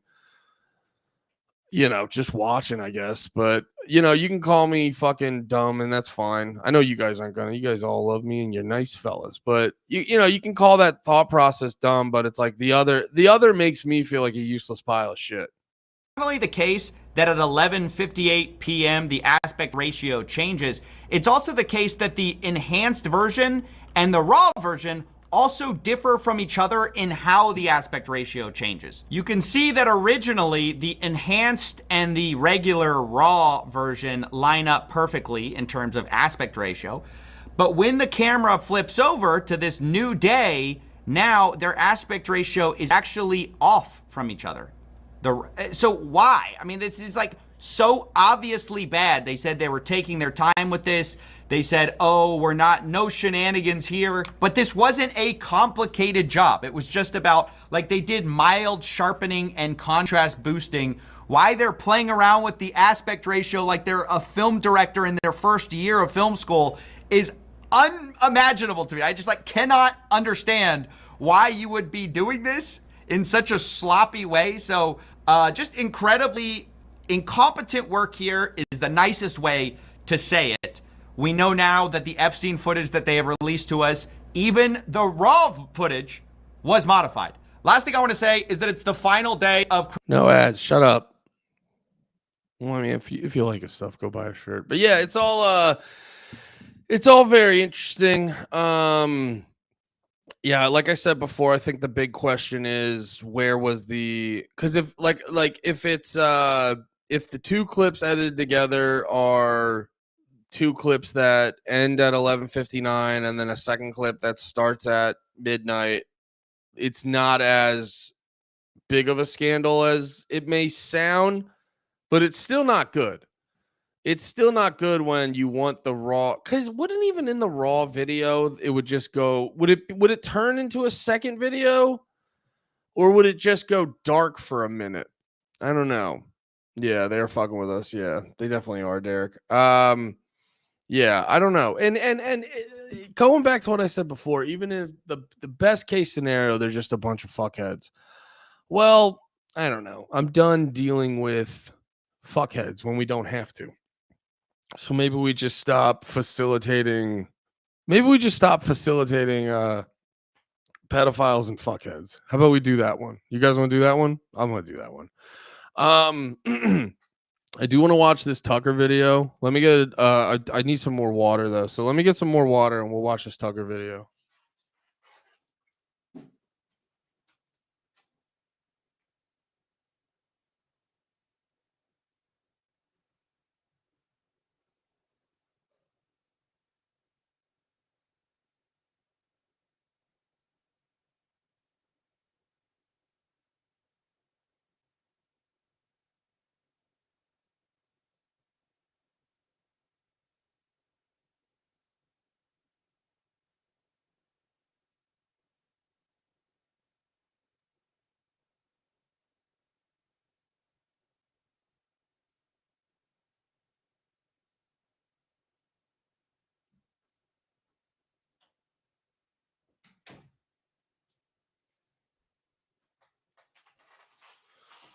Okay.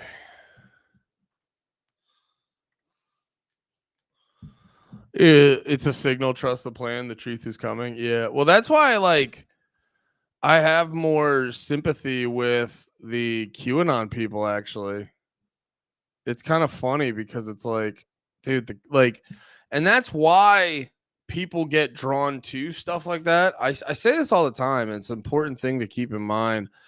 But it's people are just looking for answers, and if you're gonna go up there and give them a clear answer that feels good, you're gonna be able to, what is it? You catch more flies with honey or whatever the fuck.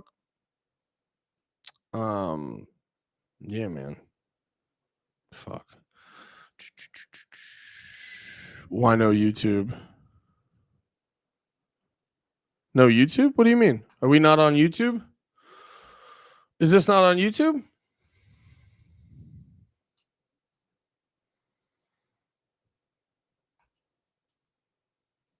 Oh yeah. Slav keeps sending me a video. Is this the video from earlier?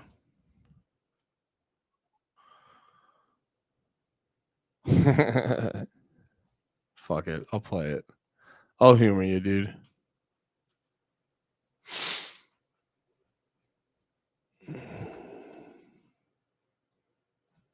Jewish friends, how did they react to the past few days? Larry David's a good friend. He's your shadchan. He's your matchmaker to Cheryl Hines, your wife. By the way, you were supposed to give him money. Did you give him like the Jewish in the Jewish community? If someone introduces you to your wife, you have to give him a matchmaking fee. I did not. I've neglected that duty, but I will. Well, I hope he's watching. He should come and claim it with interest. Well, Larry wrote me a note saying, you're the last person in the world that should ever be called an anti-Semite, but if you ever use the word Jew, you're dead. So that was his reaction. If you ever use the word Jew, you're dead. Huh. I gotta be honest. I think that was just, I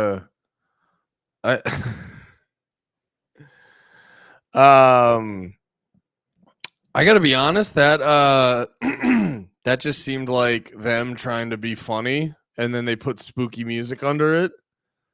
Oh, okay. You're just trying. Yeah, I don't know. That wasn't like it didn't feel like the bombshell you were trying to make it be. I can be honest.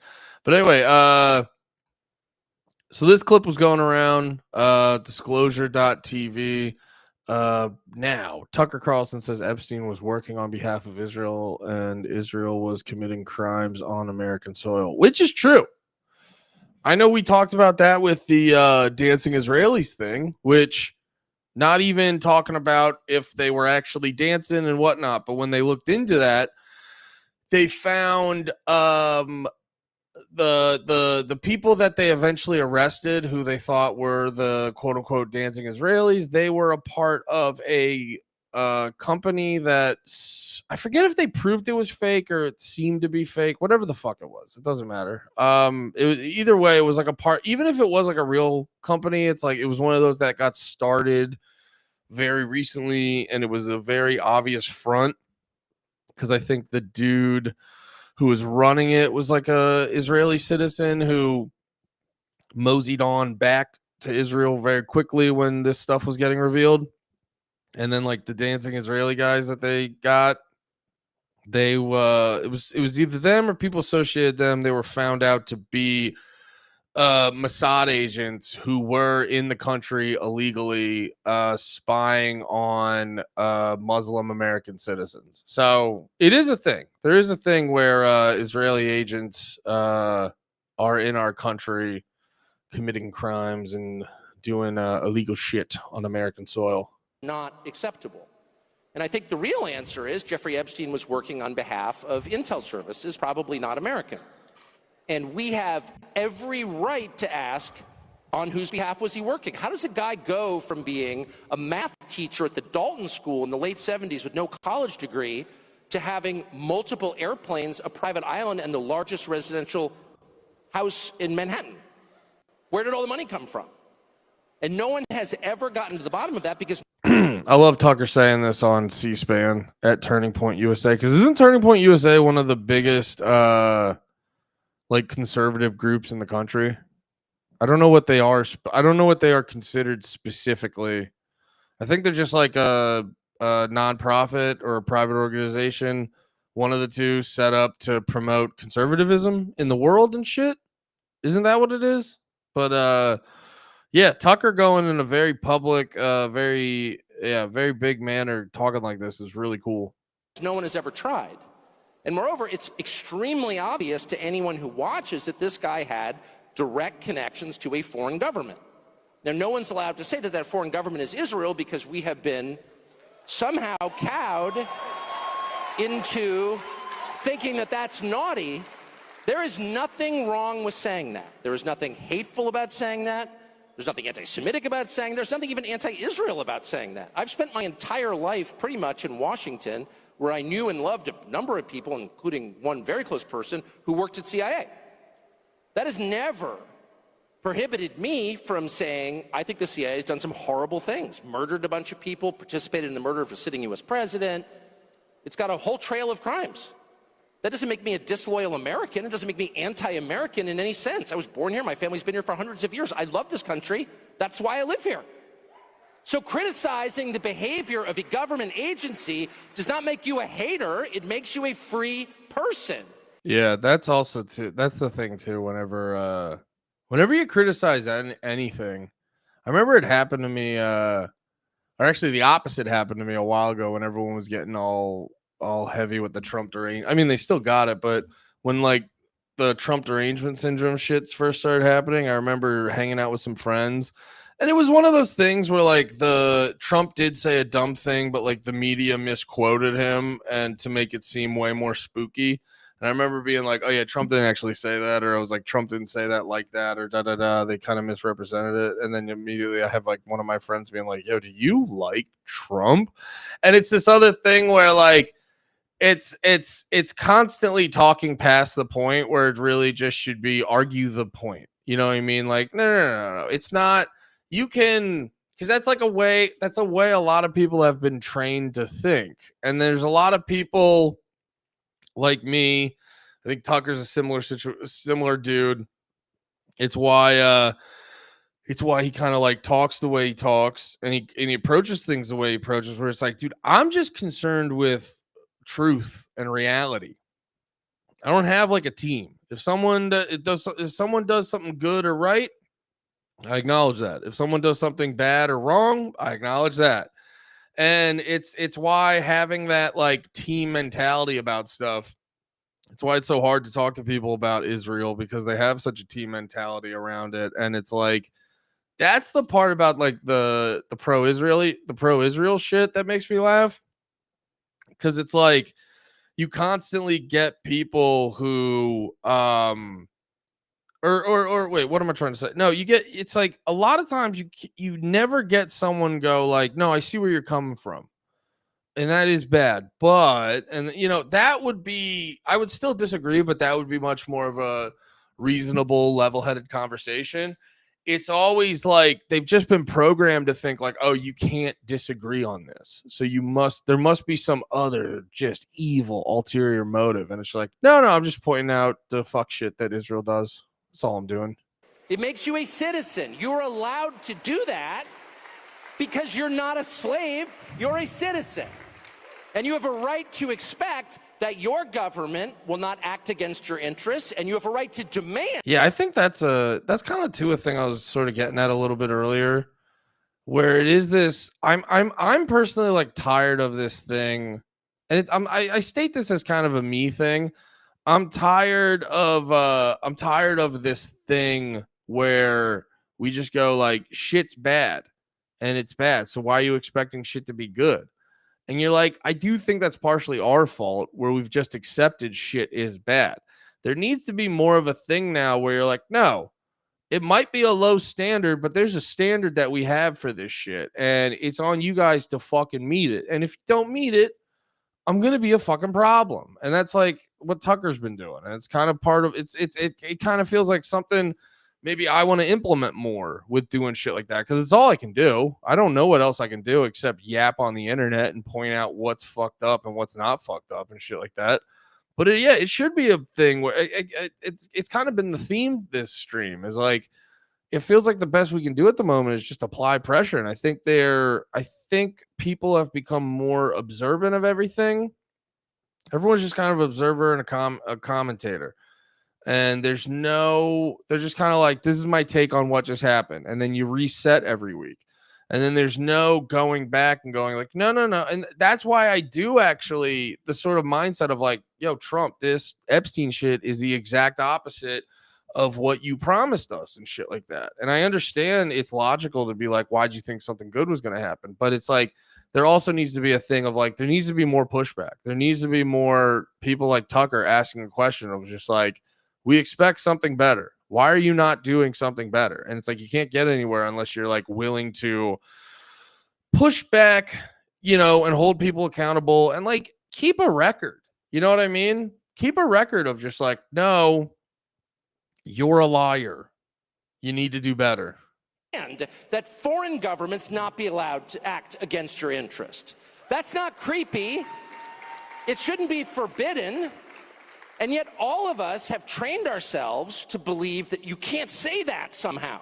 Exactly. We've all trained ourselves to just kind of like, well, you can't talk like that. And we just have to like sit back and watch. And it's like, nah, I think more people need to be a little bit of a problem. And there are plenty of people being a problem, talking up, yapping, but it's not all, it doesn't feel like based off of the things I think are problems. Not enough people yapping and being a problem. A lot of people just kind of like watching the show. And I think there needs to be more people. Well, it's kind of ironic because I've had this shift in like, I used to post like album reviews and all that stuff. And all I really care to do now with music is I do Drag the Lake with Pat, because I think it's a fucking awesome podcast we do. I think if you like music, it's great to listen to that. It'll be music wise, it'll be one of the best hours you have every week. But when it comes to like making album reviews and stuff like that, I just go, it doesn't matter. Who gives a shit? We don't need to like, it's good to discuss and analyze art, but this like sort of monetized version of it that we do on social media and YouTube and through podcasts and stuff like that, like I think it's good. Like going back to Drag the Lake, I think it's good how we just have like fun, casual conversations about it. But this like over analyzing of like, you did this good and you did this bad, and let me give a definitive statement on subjective art and It's like, I don't know if we need to do that anymore. I think we just need to focus more on like enjoying it. If it's not that great, yeah, sure. If something's ruining the art form, let's get in their fucking ass. But it's like there's all this good energy out there and everyone's using it on shit that doesn't matter, when it's like the goddamn house is on fire. No one's talking about putting the fire out. You know what I mean? And I think the energy's there. It's just always harnessed for unnecessary bullshit.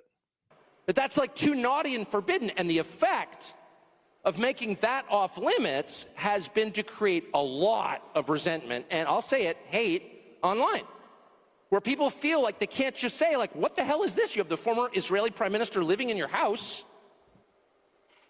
You have had all this contact with the foreign government. Were you working on behalf of Mossad?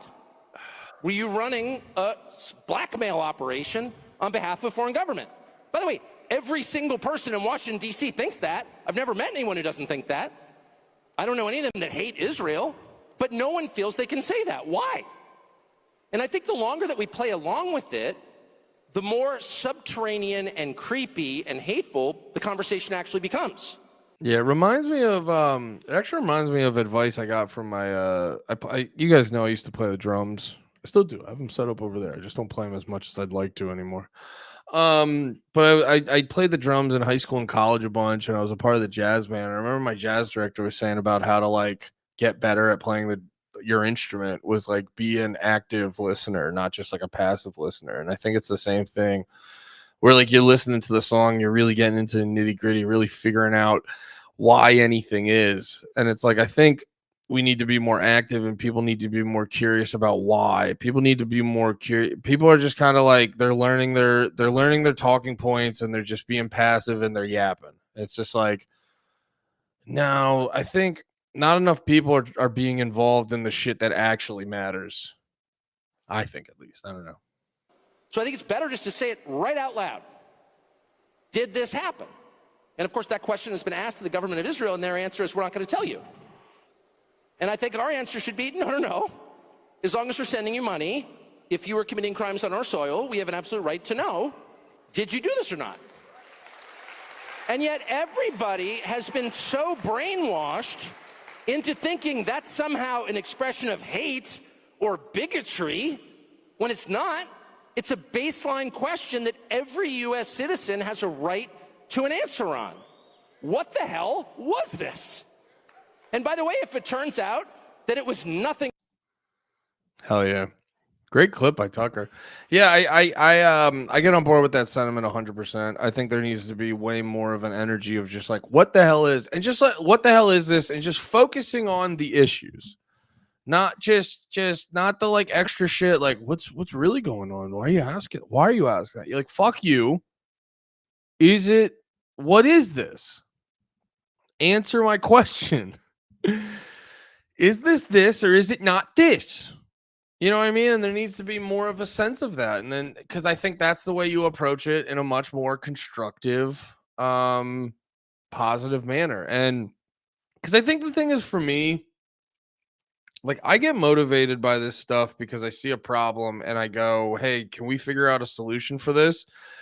And I've been paying attention to politics pretty ironically ever since I found Legion of Skanks, and then I started listening to Part of the Problem. Well, I was into it a little bit before then, but I got heavy into like ultra progressive politics. Shout out Jamie Kilstein. I was listening to his podcast a bunch, and I got into that. And then after a while, I started to realize, I was like, oh, you guys aren't really finding solutions. And then I got into Part of the Problem, and I discovered libertarian shit. And I actually found libertarians were way better at solutions and shit like that. And then I was like, all right, we should probably implement these. And then everyone's just like, no, we just want to yap. We just want to yap and bitch. And dude, I gotta be honest, like, there was part of me that was like kind of just, I kind of threw my hands up and gave up after a while.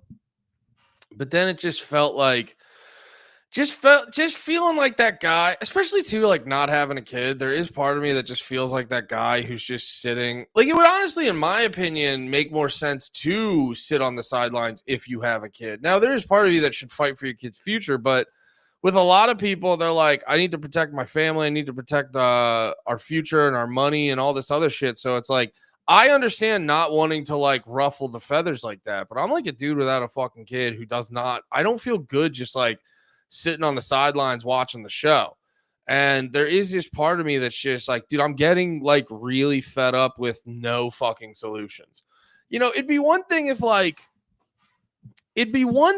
it was like we watched the show,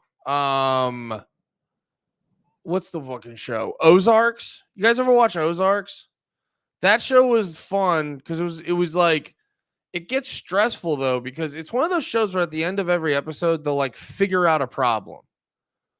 And then like the cliffhanger is, but a way bigger problem is right around the corner. So that would be stressful, but it would be satisfying because you would still get the sense that problems got solved. This just feels like, this reminds me of my buddy telling me a story that every time him and his girl got in a fight, she would panic and then just start blowing him just to like distract him.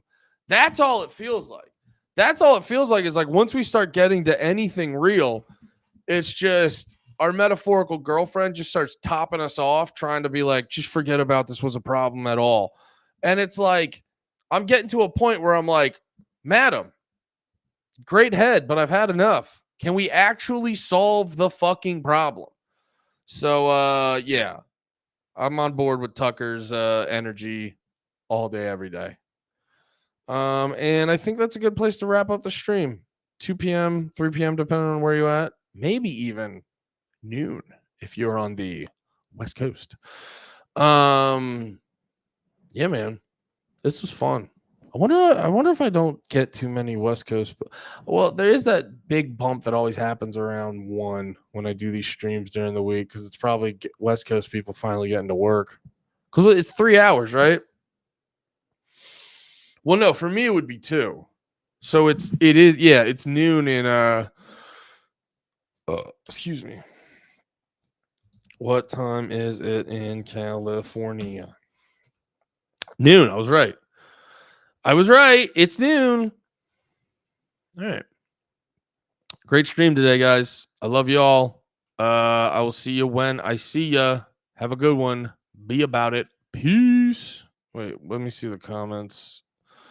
You guys were talking about the Jews, so I closed down the comments because they were distracting. Hell yeah. All right. Love you guys. Thanks for hanging out. Might be back tomorrow. No, I got a bunch of stuff to do tomorrow. I got to cut the grass. I got to go shopping. I got to do some stuff. Probably not going to bust out a stream tomorrow. I will see you maybe Monday afternoon. Thanks for supporting everything. Hit the follow, hit the like, hit the subscribe, do all the shit. You guys know the shit. Do the shit, please. I would really appreciate it. Help spread the word. Tell people about me. And if you're feeling nasty, if you like all this free content, patreon.com/Big Red in the Morning. Big Red in the patreon.com/Big Red in the Morning. Content soon to come on there. Guys, I love you. Thanks for hanging out.